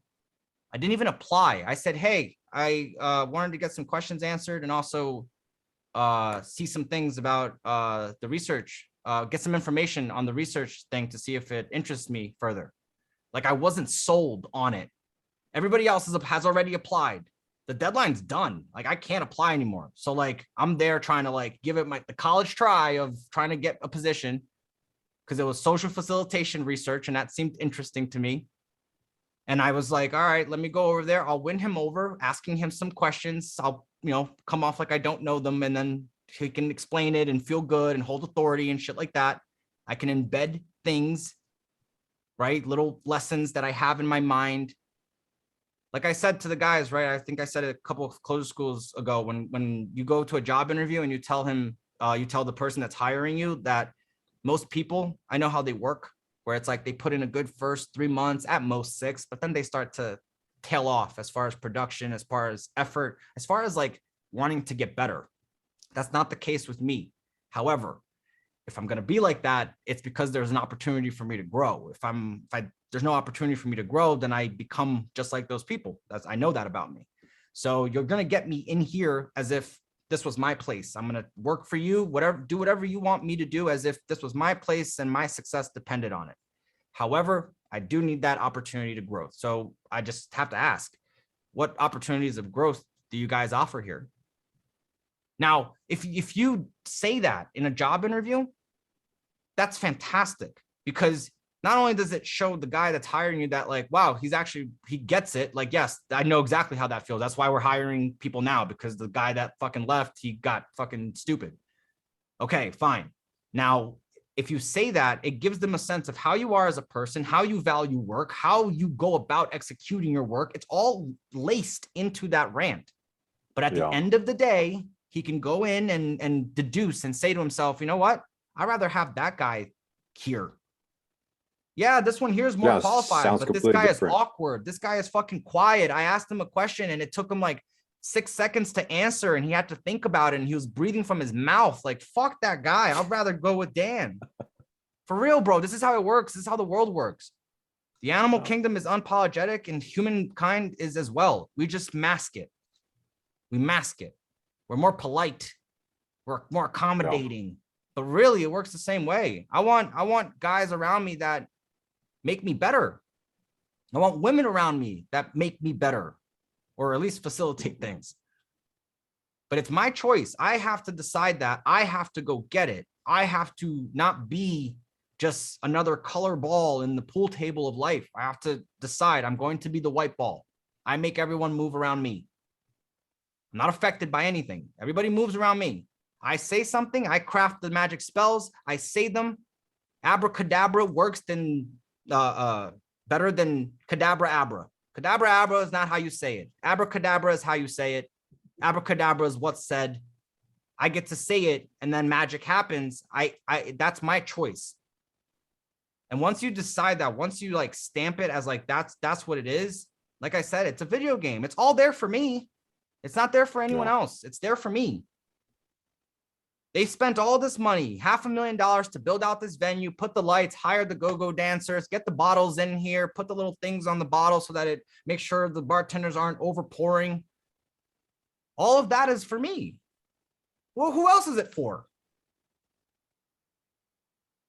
It's all me. I get to interact with people. And that's when you get me. Like when I've had a couple of drinks and I'm like a little, okay, I start fucking with people. Because to me, it's all a video game. It's like I go up to people, I'll rub their shoulder and I'll go, that jacket just looks so soft. I just had to come here and do it. And people are like, what the fuck? And they're like, yeah, well, yeah. And then they're looking at me weird. And I'm like, dude, It's a fucking great jacket, man. I normally don't give guys compliments. Usually I'm the one that gets them, but that's a great jacket. Answer this for me though. And then I start talking to them. Like I just get reckless. I don't give a shit because to me, it's all fake. It's all simulation anyways. It's there for me. The girls came out for me. The guys are there to make it look interactive so that it's not just me with a bunch of girls here. The bouncer was put there for me. Everything is for me. And that's how everyone should think. It's all there for me. Yeah, frame it up like that, man. Makes a big difference. For I sure. appreciate it, man. Absolutely, man. Can I throw in a few question. comments on solo game? Yeah, go ahead. Cool. So I've been Since focusing we're on the topic of it. Yeah, please. Yeah, so I've been focusing on the solo game lately. So one of the things as far as people noticing that you're solo, I think generally solo people are awkward, stiff, and uncomfortable. So if you get rid of that, no one will even, they'll just glance over you. You'll just look like you're in the crowd walking to the bathroom from your friends or whatever. Outside of that, my delivery focus when I'm out is to get rid of hesitation and stiffness. So 3-second rule essentially. So I'm always focused on that for delivery. And then also if you're doing 16 sets, if you're doing 3 sets per hour, or 3 sets every 30 minutes, what I like to focus on, you're busy. So you're always in set. So those are my comments. And then also, right, great points, Boris. Great points. To add on to that, because as you were saying that, a lot was going on. Like, what happens when I'm on a one-on-one with the student and he's in set? What do I do? What do I do? Do I just stand there and like look at my guy? No, I can't, right? Because if I look at him, she starts to feel that someone's watching us. Where? And then she looks past him and I'm there like, like, no, I can't do that. So what do? You got to look social, right? You got to have the smile on. You're in between sets, but in between set is still a set. That's why you're always in set. Because even when you're not, you still are. So it's like in between sets, I'm doing this, I'm pointing to someone in the back, right? I'm taking a look at the artwork and going like that. I'm on my phone looking at a picture that some girl sent me of her titties, I can simulate whatever I want. It's not what it is, it's what it's felt. What does it feel like I'm doing? Does it feel like I'm there alone, or does it feel like I'm there interacting? I'm there with people. Like, what does it feel like? But yeah, like he said, like Boris said, man, if you're doing 16 sets a night and you're working, let's say 3 sets every 30 minutes, they go well, they don't go well. Let's say your sets last 10 seconds. So now shit, I got 29 minutes and 30 seconds to spare. Well, that's your in between sets moment, right? Now, I'm not saying you need 29 minutes in between sets, but I'm saying you should be separating yourself from it's not I turn it on when the girls are there. I turn it on when the set matters. I turn it on when the people actually arrive in the venue. Once you get out the door, for me, mentally, it's in the shower.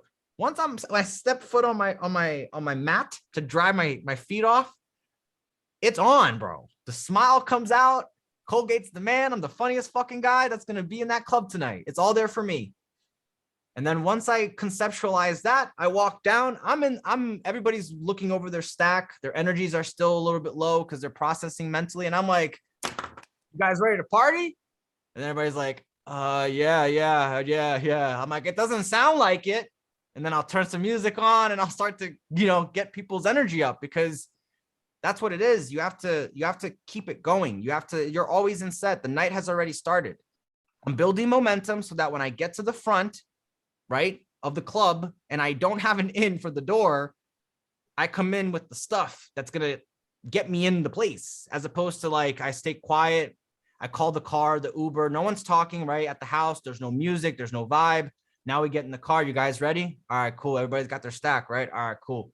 And then we get in the car, and then now we're driving to the club. There's no vibe. No one's talking. Everybody's just in their heads about fucking, material and delivery. And now we're in front of the bouncer and the hostess, and I'm trying to get 6 guys into a fucking venue.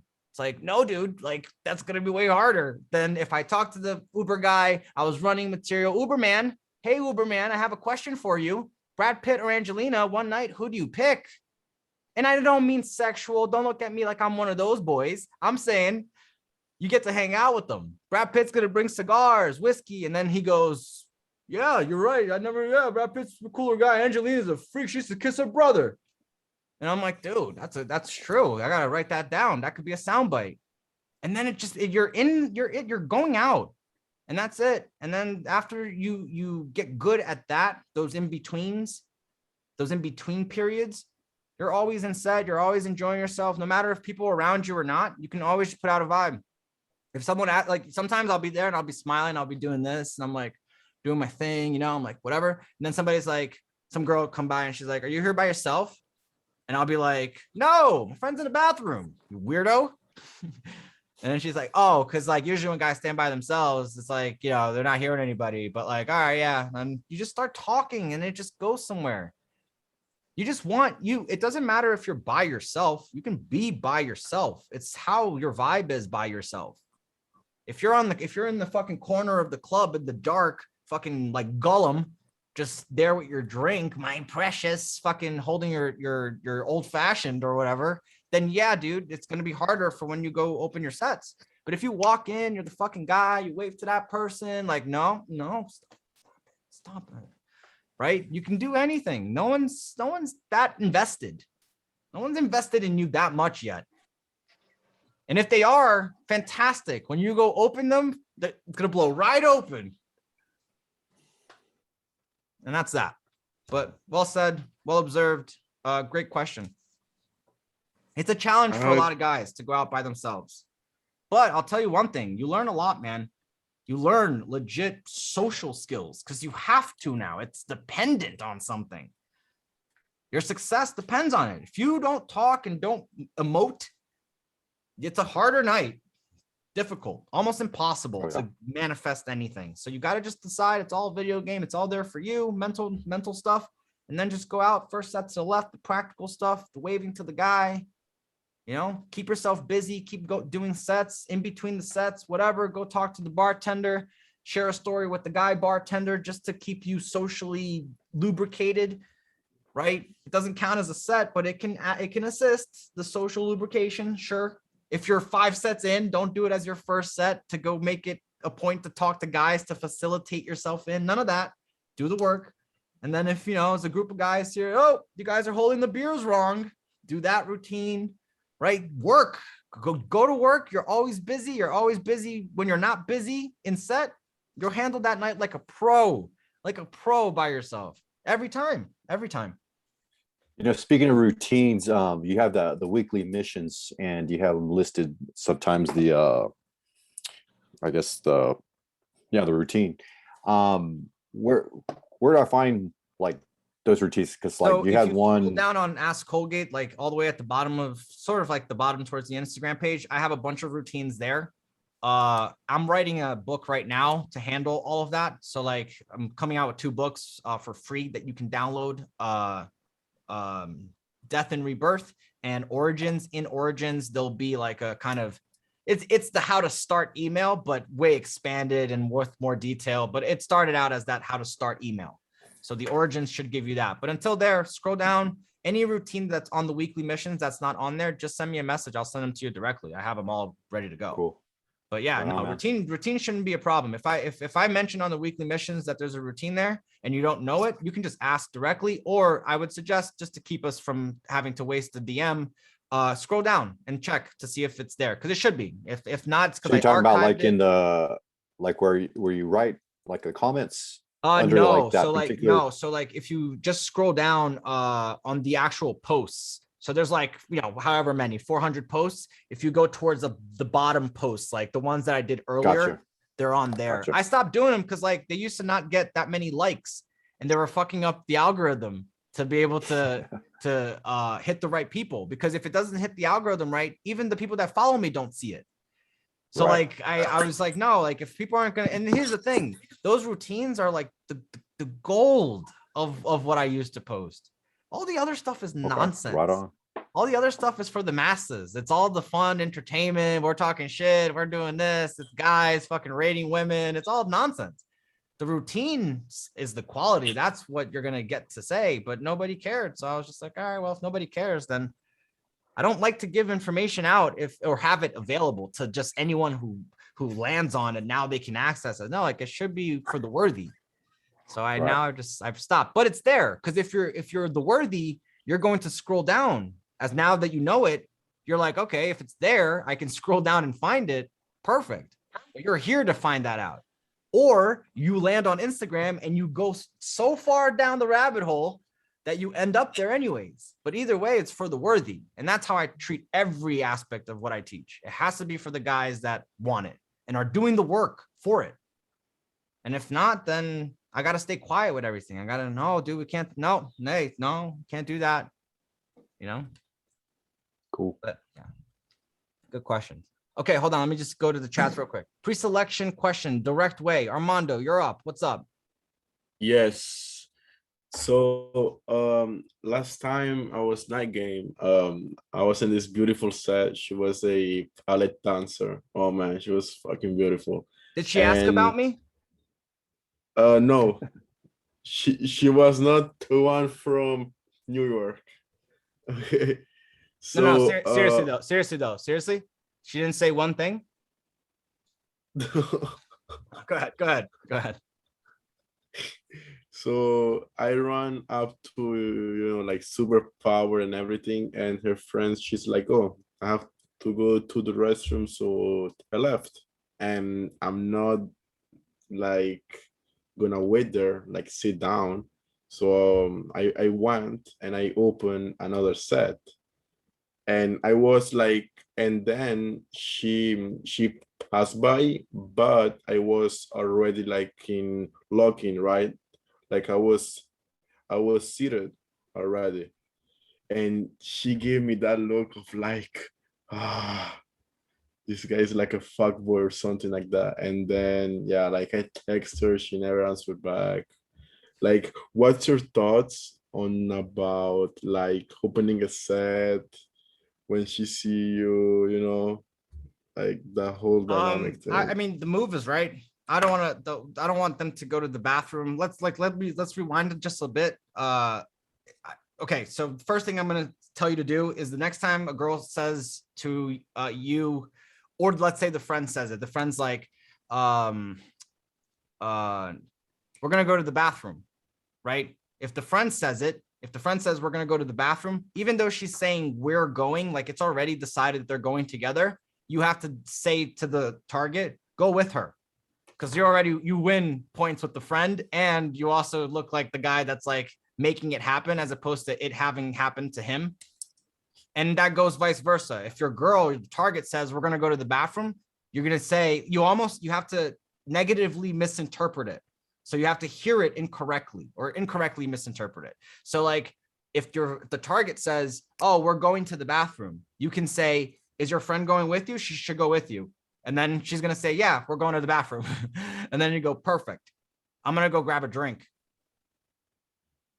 And then if they say, oh, can you get us one? No, you guys are going to the bathroom. Not just going to grab us drinks. It makes me look weird. Like, come with. And then she might come with you and not have to go to the bathroom at all. Because sometimes they're just bullshitting. They don't really want to go to the bathroom. They're just trying to get away. Now, that's fucking pro effort. But like for you, in your case, she actually legitimately had to go to the bathroom. Fine. Do the same thing and then go somewhere else, open another set. You don't necessarily have to lock in. If you've locked in, then that means what? You did your opener and your stimulator, and now you've made yourself part of the group. That's fine. Any girl that's getting mad over that, assuming you met that girl that night. It's not worth it. Yeah, I don't know, man. If a girl starts getting jealous and I haven't even gotten to like comfort material yet, that's a red flag. You know, it's like what? Yeah. Like I've had girls do that. It's like I did the 5-girl makeout thing. I told you guys, right? And like the one girl is like looking at me like, bro, do you realize like if I just kissed one girl, it would have been wrong. It's like I made out with you and then I went and kissed one girl. That's wrong. But I kissed 5. It was part of a thing. So like, it's not wrong. It's just, you were part of it. And don't get emotional because it's like, we weren't even there. It was just hot. Enjoy it. Let's move on. But yeah, you can't, that's what it is. You you can't help how people feel. That's not you. That's not for you to dictate. You're awesome. They like you. It's expected. You know, like I said, the girls are into you. It's expected. So yeah, that's it. Just keep doing your game. If she's upset, you lose that set, no problem. It was a hot set, no problem. You did the right move, and that's okay. Even though she was hot, genetic lottery winner, her behaving that way shows a bit of dysfunction somewhere.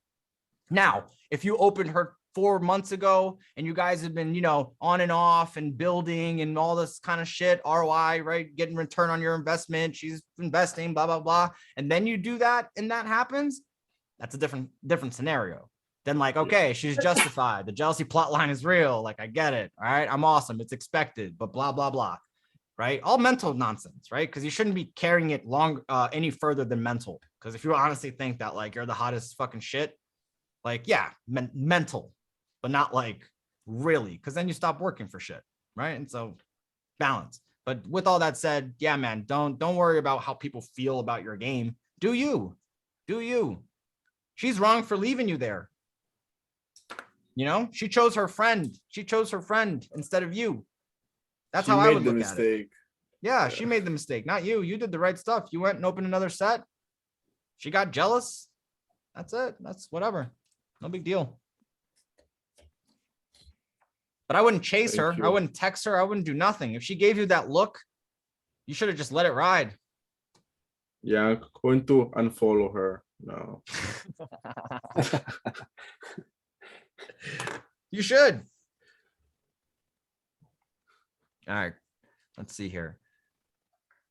Routine Thursday. What does that mean? I was just putting a comment for he was asking about the routines that you have. They're all the way at the gotcha. bottom of the page under Okay, Routine gotcha. Thursday. Yeah. Gotcha. Okay, so let's get back to jumping on. Anybody else have any questions? Yeah, Wim, the going back to going out solo, getting in early, talking to the staff, that's good. Now you're seeing girls groups come in the door. I don't want to seem like I'm pouncing on them when they walk in the door. Right. How long? I mean, do I wait till they go to the bar? Wait till they like just stop and like circle and start My talking? question is, how are you at the position to observe who's coming into the door? Shouldn't you be in set? Well, it's early. I'm talking to the staff in set, I guess. You would say that. Okay. And there's a couple dudes there. Okay. It's not full at that point. Getting out early. And then there's people coming in. You take a glance over. It's the girls, right? All that. Yeah. When do you open? Now that's conceptualized. Later on, I understand the process, but I'm Right. just saying, first thing. Exactly. Yeah, Here's yeah. the thing. The only time there's an exception to the 3-second rule is when the girl comes into the bar. Okay. So that's the 3-minute rule. So you wait 3 minutes. Why? Because she's going to come in. She's got to settle down. She's got to tell her friend about that crazy thing that just happened on the way here. She's got to say hi to everybody, introductions. The bartender is going to ask her for the drink order. There's too much. And what you don't want to do is say, hey guys, quick question. Brad Pitt or Angelina, who lies, or Brad Pitt or Angelina, who lies more, whatever. And then the bartender is like, so what are you guys all having? And then it's like, motherfucker, like shit, I didn't see that. So just let them do I've their experienced that situation where too early and then it's like too confusing with getting Likewise. a drink and they're Likewise. not settled in.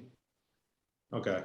Yeah, Okay. no, it's exactly that. Just let them get situated first and then open in that case. And also it should be that you don't have to always open that set for any set, right? Because there should be other sets that can be opened. So it's not like, oh, I have to open the set that just walked in right now. It's like, nah, Yeah. dude, like sometimes like if the move suggests that is the fucking dream set, these girls here that I'm talking to will not do. Time to work on the bartender, who's the hottest girl in here, the 7.5, because that 8.5 right there is going to want to see me pre-selected by the hottest girl in here. So, okay, girls, it's been fun. I've had a pleasure. I'm sure we're going to run into each other sooner rather than later. We don't need to exchange the numbers. You guys have a great time. But wait a second, we should exchange numbers. Oh no, I'm sure we're going to align again. Follow me on Instagram. Real Wem, just do what they do, right? Do what girls do. Follow me on Instagram. Get the fuck out. Open the adjacent set, hot bartender, whatever. Get her to laugh.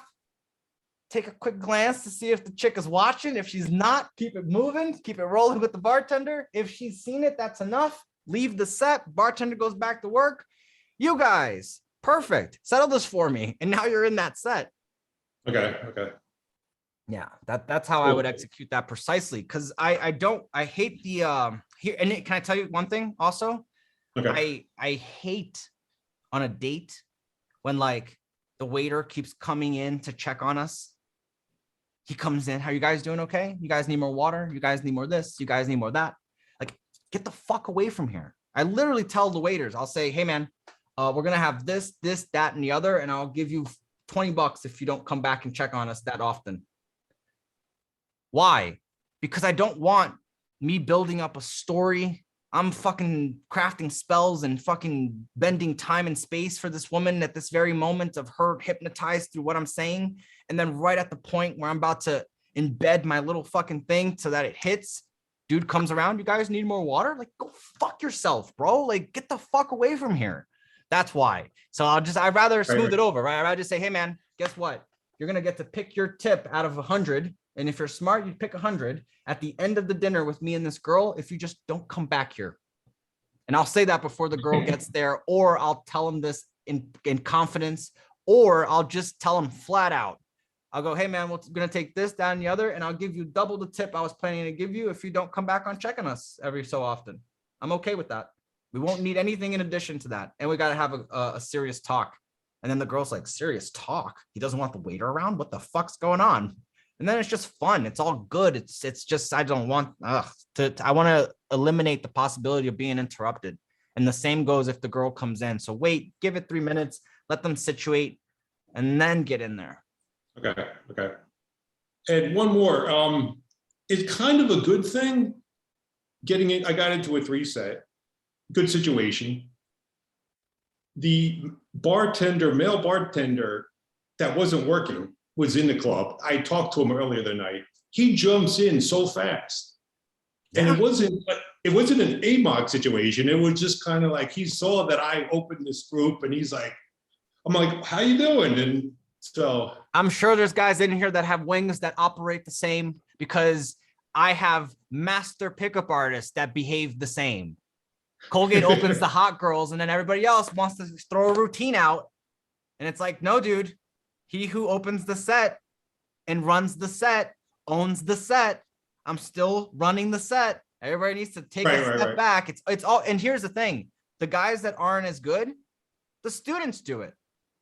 The students will open the girls and then the pickup artist comes around and he benefits from all the stuff. It's called hijacking someone's set.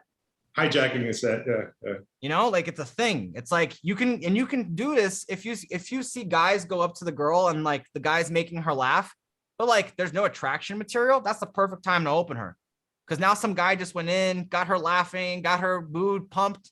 You go in and you open. The opener hits more successful because she's in a better mood. Her buying temperature's up, and then it's easier to just parlay attraction because you don't have to establish really the 2-step, right? The different and the fun, your opener and your stimulator. You don't have to do that technically. You still run the process because you should do it, and it doesn't change if the girls are hot or if whatever. You do the same shit. But in theory, you should have it finagled in your mind and playing out in that way. But yeah, man, it's to me, it's like I want to get in the set as early as it makes sense. Okay, thanks. You know, yeah, good question. Anything else? Questions? Yeah, I've got a question. Yeah, please. Who's talking? Dan. I knew it. I just had to hear you say it. That's fine. There it is. What's up, man? I'm very good. How are you? Fantastic. Always. Cool. So yeah, next last CloseHerSchool you mentioned about girls tests. Like sometimes you go to the next nightclub or something like that, and she suddenly is not attracted to you anymore. And it can be a lot of things. Can be because the bouncer treated you in a way that, you know, or even because you didn't say anything in the Uber or something like that. So what are the more things like that we don't notice that make sense, that you just fucks up our game, like these Oh, little things that we don't notice? oh, how much time do we got, right? That's literally like what we answer on a boot camp over 3 days, right? It's like what impacts our game. If you could narrow the scope a bit, like in this Like if you're in a particular nightclub, say again, if you're in a nightclub, if you're in a You're in- nightclub, where you're in a nightclub, bringing her to another nightclub, you're what are the going things into that the nightclub or you're inside already. you are going to the nightclub with her. What are the things that you can avoid doing to? Okay, I'll give you something in regard. Okay, you're on the way to the nightclub, right? On the way, technically, right? You can't let pregnant pauses. So like you can't let the mood die. So like if you were super wealthy, I would just tell you, hey man, invest in a limo with TVs in it. And that would occupy the girls on the way to the club, right? Because that's why they put TVs in limos, is because it makes people forget that they're in the limo and they're driving and it's not as routine. So I would say that because the theory of it is correct, which is entertain the girls. So right now, if you're in the car, you're, walking, whatever it is that you're doing is the time to embed more material. So you can have other openers. You can say, hey, do spells work? Do you think that spells work? And then you can have the spells opener, right? You can do other openers. You can have sound bites and observations made. You can say, you ever notice that on the end of this street, there's always a homeless person? But he's not like the regular homeless guy. This guy is actually really nice. I've talked to him before. Yada, yada, yada, right? You can make observations about things like that. What you want to try to avoid is having the mood go down, but also that it's not going anywhere from here. You need to have a progression. You need to have it feel like progression. If you're going to another venue, how do you do that? You get her to contribute. You get her to elevate her vibe, elevate her mood, elevate her keynote. And you do that with more material. The more fun she has as you're walking to your car, the more likely, even if she's not thinking about where the fuck are we going, now we're at the car. Oh, well, here's my car. I'm going to the next venue. You're tagging along. She's going to be like, I feel good. This is fun. Yeah, hold on. I got to just check on my friends. I thought we were just going for gum. Right? And you can do stuff like that. But overall, you're not trying to let the mood go down. So you got to stay talkative. You got to have more material. And then also you want to start escalating. If you are going to bounce to a different venue, the tone has to change. Otherwise, it's just the same tone as it was in the nightclub or the other venue when you met or whatever. Where's it going? So it's more about getting her to, do more compliance tests. It's let me see your hand. Maybe if you haven't kissed closed, now is the time to do it. It's elevating where it was to where it's going, and also having material so that it fills in the space so that you don't have it just be quiet on your drive there or on your way there if you're walking. And then the last thing that you shouldn't do is go back to regular guy talk or regular guy ways, because you can have an awesome night, and as you're bouncing, if you just start going into the same shit, like, oh shit, they actually opened the store here. That place is always like, there's nothing there. Like, I'm glad somebody actually renting it. That's cool. And then now you're back to driving. And then it's like, spells, do they work? Like if you start going regular guy, then you start to lose a little bit of the magic that was created from the first part of the initial phase of your steps. And then who knows how it arrives at the club. The energy is down. You haven't been talking. She hasn't been talking. The vibe changes. And now it's like, do I really want to go into this nightclub now that I feel even less in energy than I did from the other place I was at? And then you start to get into that territory. So yeah, no, just avoid pauses, really. Avoid anything going silent. Now, here's the thing. It doesn't mean that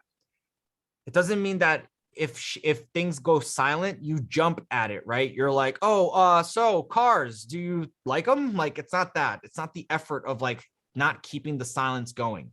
It's the contribution of who's making the effort here. Is it just me? Is it me and her? Are we both quiet? Are we both talking?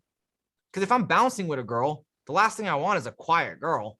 So if I stay quiet and she doesn't reinitiate the conversation, I pulled the bounce too premature, because she should be really into me if she's bouncing with me at that point. So it becomes that. And now I'm in this place where like, I'm about to go to another venue with a girl, and when I go quiet, she doesn't reinitiate the conversation. Well, reinitiating the conversation is an IOI. So, and I asked her to show me her hand too, and she didn't. And then I'm like, why am I taking this girl to another venue? Why am I bouncing with her? This makes no sense. It's not the story that needs to be said. It's not the correct narrative. But yeah, that's it, man. That's all you can do. When you look at it from the perspective of what can I do when I'm going to the next venue, still keep the fun going. You're still in set. It's just the venue has changed.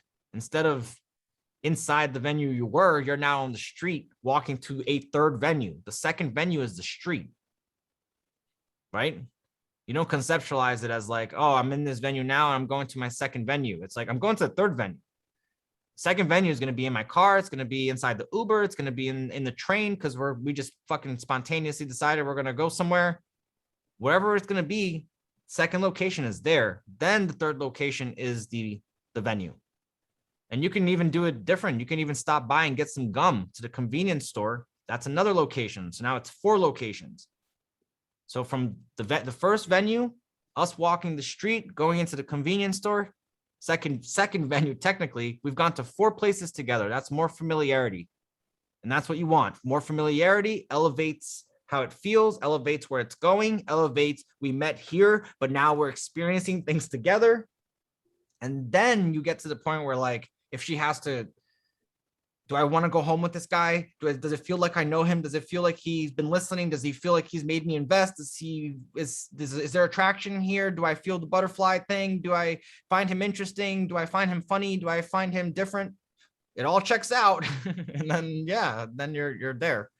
But yeah, I conceptualize it a bit different. It's never a second venue. It's at least the third. The second is walking, driving, Uber, whatever.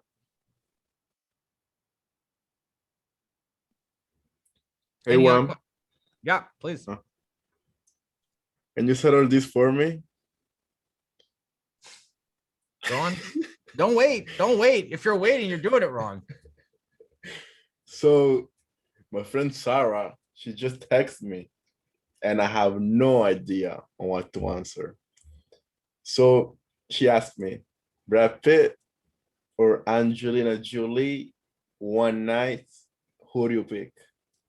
Oh, I didn't say us to be sexual. This son over here. Look, I'm saying that you get to hang out with them. Me, I'm gonna go with Brad Pitt. Here's why. Whiskey, cigars. I get to have my Clooney talk. Like, do you know for how much I've been trying to find out what like George Clooney been doing, man? Look, Angelina Jolie, she's gonna be like trying to save a school or adopt a kid. I'm not into that headspace, man. Not at all. We're in Miami. Am I right? Oh my God. Good. You guys are best friends. Not I can bad. so tell. I stop here. Not bad. 3 out of 5. 3.5 out of 5. That's what I meant. 3.5 out of 5. I'm getting better. Yeah, for sure. Practicing. Where can you improve it? Right before you there was a point there where you said, hold on, let me just go back in my mind real quick. Brad Pitt and Angelina, one night, who do you pick? I'm gonna go with Brad Pitt. I didn't say it had to be sexual. You get to hang out with them. That's what it was. You get to hang out with them. When you said that, it didn't feel like it was an interjection, meaning like a thought that just came into your mind and you said. So when I say it, it's like Brad Pitt and Angelina, one night, who do you pick? See, I'm gonna go with Brad Pitt. I didn't say it had to be sexual. I mean, like, you get to hang out with the guy. It's you express it a bit differently because you're trying to solidify the point that it wasn't sexual. And if you weren't going to do that, you would almost be frustrated in a sense of a way of being in order to explain it to the person that took it as a sexual thing. So if I'm not being sexual and you're taking what I'm saying as sexual, it frustrates me because you shouldn't have taken that sexual. All I'm saying is you get to hang out with the guy. And I would say it that way. Now, if you say you get to hang out with the guy, which is like super slow, because you're doing the super slow all the way through, there's no range now. So that's where you're losing the 1.5. And in there is in those moments where you could be inflexing, you could be doing all the P's. You can't because you're so monotone in the sense of the overall delivery, even though the overall delivery is still captivating enough to make me laugh, make me hear it, want to listen to what you're going to say, want to hear it to the end. It's a 3.5 out of 5, meaning it will definitely get heard. Girls will give you the time of day for the most part. As you tiptoe to hotter girls, high value guys in the set, the 3.5s is where you're going to have some trouble. But as is, okay, those are the improvements that can be made. But in order to do the improvements, you have to make sense that the words that you're saying capture the right emotion. So like if I'm saying the fucking bouncer, big Freddie Flintstone guy, you know, I'll go help. If I say it like that, it paints the exact picture of this fucking dumbass guy, big, talks like a Hmong, right? Mama, talks like that, and it all makes sense. Now, if I say, you know, the bouncer guy, he's just there. He's not very bright. He just walks up to the girl. It's like, it's fine. But does it really capture it? Not really. And the same thing with the point that I made. If you're really frustrated, kind of, because you're like, I just said you could hang out with them. If you're explaining that, you would be a little bit more frustrated in doing so, because they shouldn't have taken that as a sexual thing. Are you kidding me? Get your mind out of the gutter. That's why you said that. Because it's like, it's like, no, I didn't say it had to be sexual. It's just, you get to hang out with the guy. It has to all make sense sonically. It has to all make sense as a feeling, so that she doesn't stop you and say whatever she says to not allow you to keep going. And then if she does, it's okay. You handle it and then get back to your material. And that's it. That's that. But yeah, 3.5 out of 5. For here, just doing it cold off the bat, that's fine. But I'd also say that, you know, your ability to do it here at a 5.5 is where you want to be. So yeah, great stuff. Good to see.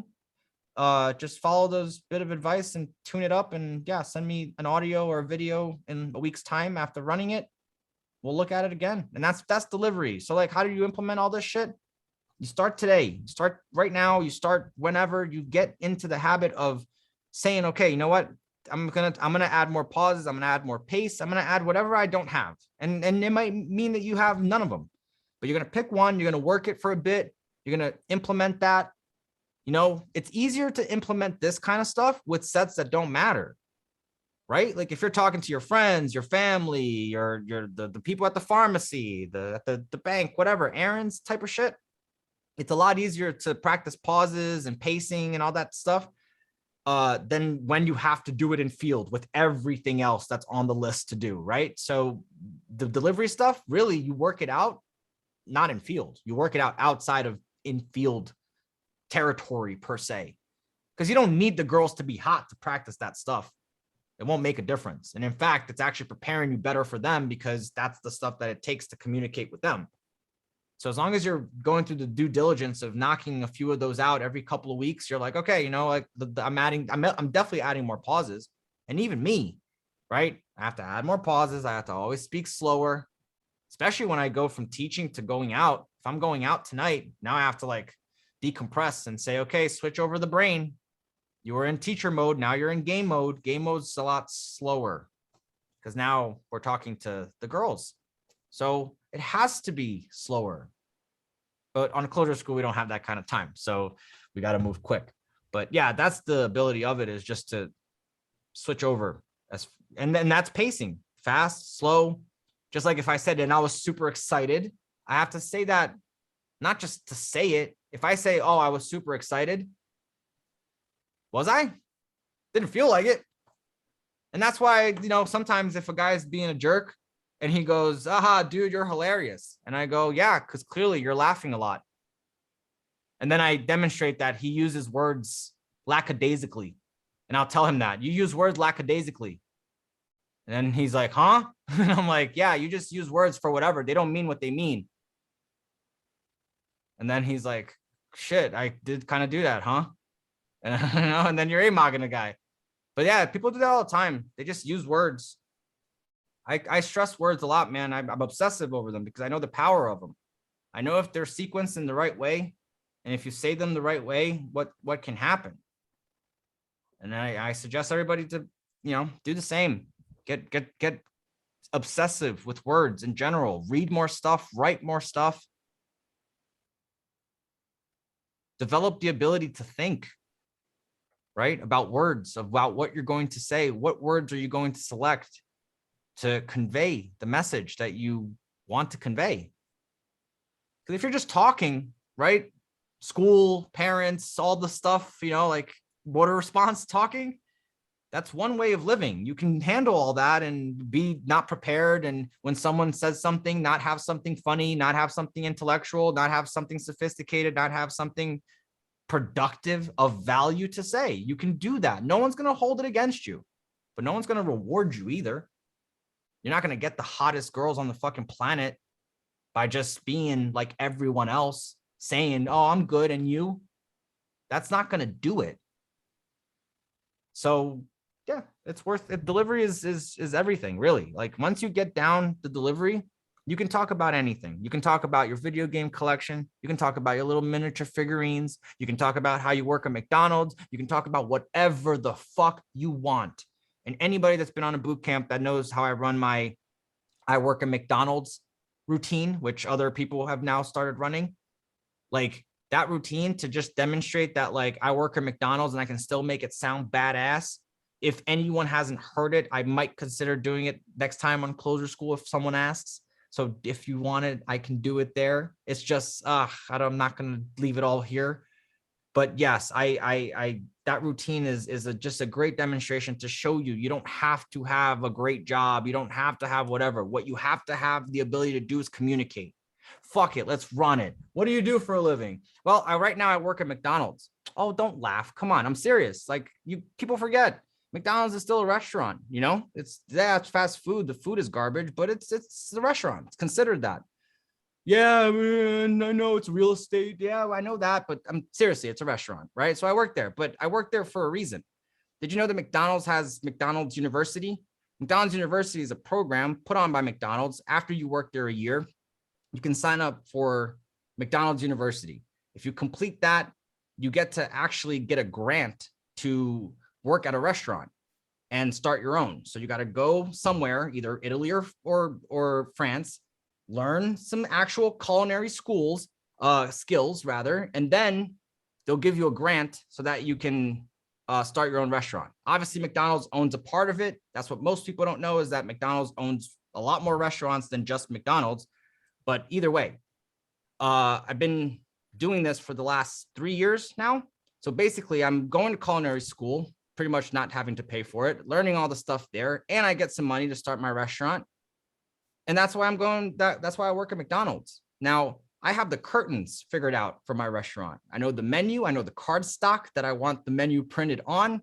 All the details have already been figured out. So McDonald's to me is just going through the motions and pretty much hijacking and hacking the system so that I can do things an untraditional way like I've always done them and still end up as successful as everybody else. It's just a different route.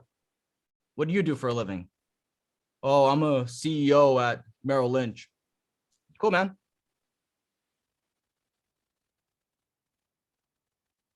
Right? Just off the top, just going off, like it's that. It's your ability to communicate. It's your ability to paint the picture. It's your ability to cast spells. That's what it is. It's I can take people places. Do you remember the first time that like you actually liked a girl?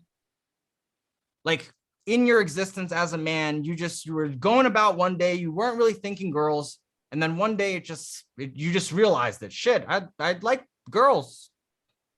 That girl's cute. Something's happening. Do you remember that? Well, regardless if you do or not, I'm taking you somewhere right now. My words are painting a visual picture in your brain of you remembering things, you recalling experiences, feelings, emotions. I'm doing this with words. We're time traveling. When I say legit, we bend time and space, I mean it. A girl will tell you after 40 minutes, I can't believe we just met tonight. It feels like I've known you forever. That's me bending time and space for her. It feels like that because I've made it feel that way. It's not incidental. It's not incidental. And even when it happens organically with no routines, no crazy obsessive dating coach behind it, it's still the same mechanism. It's still the same process. Whether you're aware of it or not, if it's happening, if a girl feels with another guy who's not game aware that even though she met him, it feels like she's known him forever, it's because that guy did unknowingly or knowingly do what it takes to make someone feel familiarity, which is what it's called. He probably treats everybody that like he's familiar with them. He assumes familiarity. And that's what you backwards rationalize as a coach. You look at, okay, if that guy is doing that behavior, why does it work? Well, it works because of this. Well, let's see if it works if someone else does it. And then you fine tune that, and that's game. That's the underlying here. We're just taking behaviors from the guys that are getting the girls and dissecting it. What is happening here? And it has to all make sense. It has to all flow. Like I said, the guys that did the dates this weekend, it was almost like traveling through time where like I do the boot camp and then I go back on my DMs and I get like, hey man, I'm having a problem with figuring out my opener. And I'm like, damn, we were miles away from this conversation, but okay, whatever. But the point is, those guys that were on the dates, they start to see, having done it, that the stuff that's going on now here in this aspect of it, the social game, A1 to A3, it's all making sense later. When you do the stuff you do later, like on the date or online through text, whatever, all of the strategies you're going to implement after you get the girl in your life, it all makes sense from the stuff that you're setting up here, and all the stuff that you're setting up here makes sense of that stuff. So for example, I'll give you the example so you can wrap your head around it, and then we'll close it off. I told the guys that, like, I don't order cocktails, right? Like girly cocktails, like I don't order them. It's not part of my identity. It's not that I don't enjoy them. Put anything with alcohol and it tastes good, I'm gonna fucking throw it down. I don't give a shit. I don't drink for that reason. It's not like I'm like, oh, I'm the whiskey guy. But as an identity, I'm a whiskey guy. As an identity, I'm a whiskey guy neat. Why? Because it says certain things about me. It says I'm a classic traditional guy. I don't like the fucking show. All this stuff is identity stuff. Now, here's where it's useful. On the date, right? If I meet a girl, let's say in field, right? I'm talking to her. It goes well. She sees me with my Jack neat. My whiskey neat. She asks me what I'm drinking. It's a whiskey neat. Okay, great. Conversation rolls off. We're into comfort, a little bit of comfort stuff. We go to the bar. We have a drink. I order my whiskey neat. I have my routine that solidifies the whiskey neat. Now, when she shows up for the date and I'm holding a pina colada with an umbrella in it and a little swirly straw, I get to say, some girl just bought me this drink. How weird is that? I'm not drinking it. I'm a whiskey guy. And even though I just spent $8 on a drink that I'm going to say, do you want it? And she's going to say, no, fuck that. Some girl bought you a drink. I don't want that shit. Even though she's going to say that, not like that, but like that, it solidifies in her mind that there's women after me right before the date even starts. And I don't have to say it, right? I don't have to say, oh, some girl bought the drink for me. I can leave it on the table and sit back and she's going to be like, drinking pina coladas tonight? And I'm going to be like, no, well, some girl got me that. I'm being polite by leaving it here. Otherwise, I'd have the waiter take it away. And then you get a girl that's going to fucking do whatever the fuck you want compliance-wise on the date to move it forward because there's other women after you while she's going on the date. Shit. Never had that happen. But you see what I'm saying? Like, you're doing stuff here now that's going to play a role later. You're doing stuff later that is being set up with stuff now. And it's so deep. That's why you got to get all this little basic shit under your fucking belt, because we got more stuff to talk about. There's so much more deeper stuff. Oh my fucking God, there's so much more deeper stuff. And it goes so deep, and you don't have to get it all. You don't have to learn the online game and the text game. Like, no, be the guy that doesn't text, be the guy that doesn't use online. Whatever you want to do, you can do. But there is way more than just what lives and exists inside these walls here, the basic stuff. And the quicker you get it down, the better. Now, the quicker you do it, right? Speed, the better. 100 sets, everybody should knock that shit out, man. Like, you know, I was actually going to ask at some point today. I figured I'd just wait because it doesn't fucking matter. I was going to say, oh, how many guys have done 100 sets since they started either CloseHerSchool or working with me? But it doesn't fucking matter. Because the truth of the matter is, the guys that have done it are probably going to be the ones that have answered, will answer the quickest, are already in the pipeline. They get the system here. I give you what you need and you go and do it. There isn't this like processing time and fucking, I got to feel and go through this and write it down and all this stuff. Like, no, dude, just fucking go do it. Your writing down time is that one time a week where you sit down in front of your shit and you prepare yourself. After that, you go live your life, bro. Don't be consumed with fucking this nonsense all the time unless you're actively doing it. If you're always opening sets, yes, be in pickup in a pickup mindset the whole day. But if you're just fucking there reading more material, reading the next post, if it's just that, you're wasting time and you don't have it. You don't have it. That's the thing. Time is the most valuable commodity of all.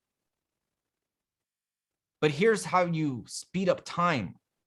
I'm going to teach you how you can change the rules of time that most human beings don't ever get exposed to. They're going to die having the rules of time applied to them like everyone else. And you know how you speed up time? You do shit with speed. So that ties into my final thought. The future, or your future, is created by what you do with every passing second today, not tomorrow. And with that said, go with speed. And I'll catch you guys on the next one. Have a good one. Adios. Thanks, man. Yep. All right, Have a bye. good one, guys.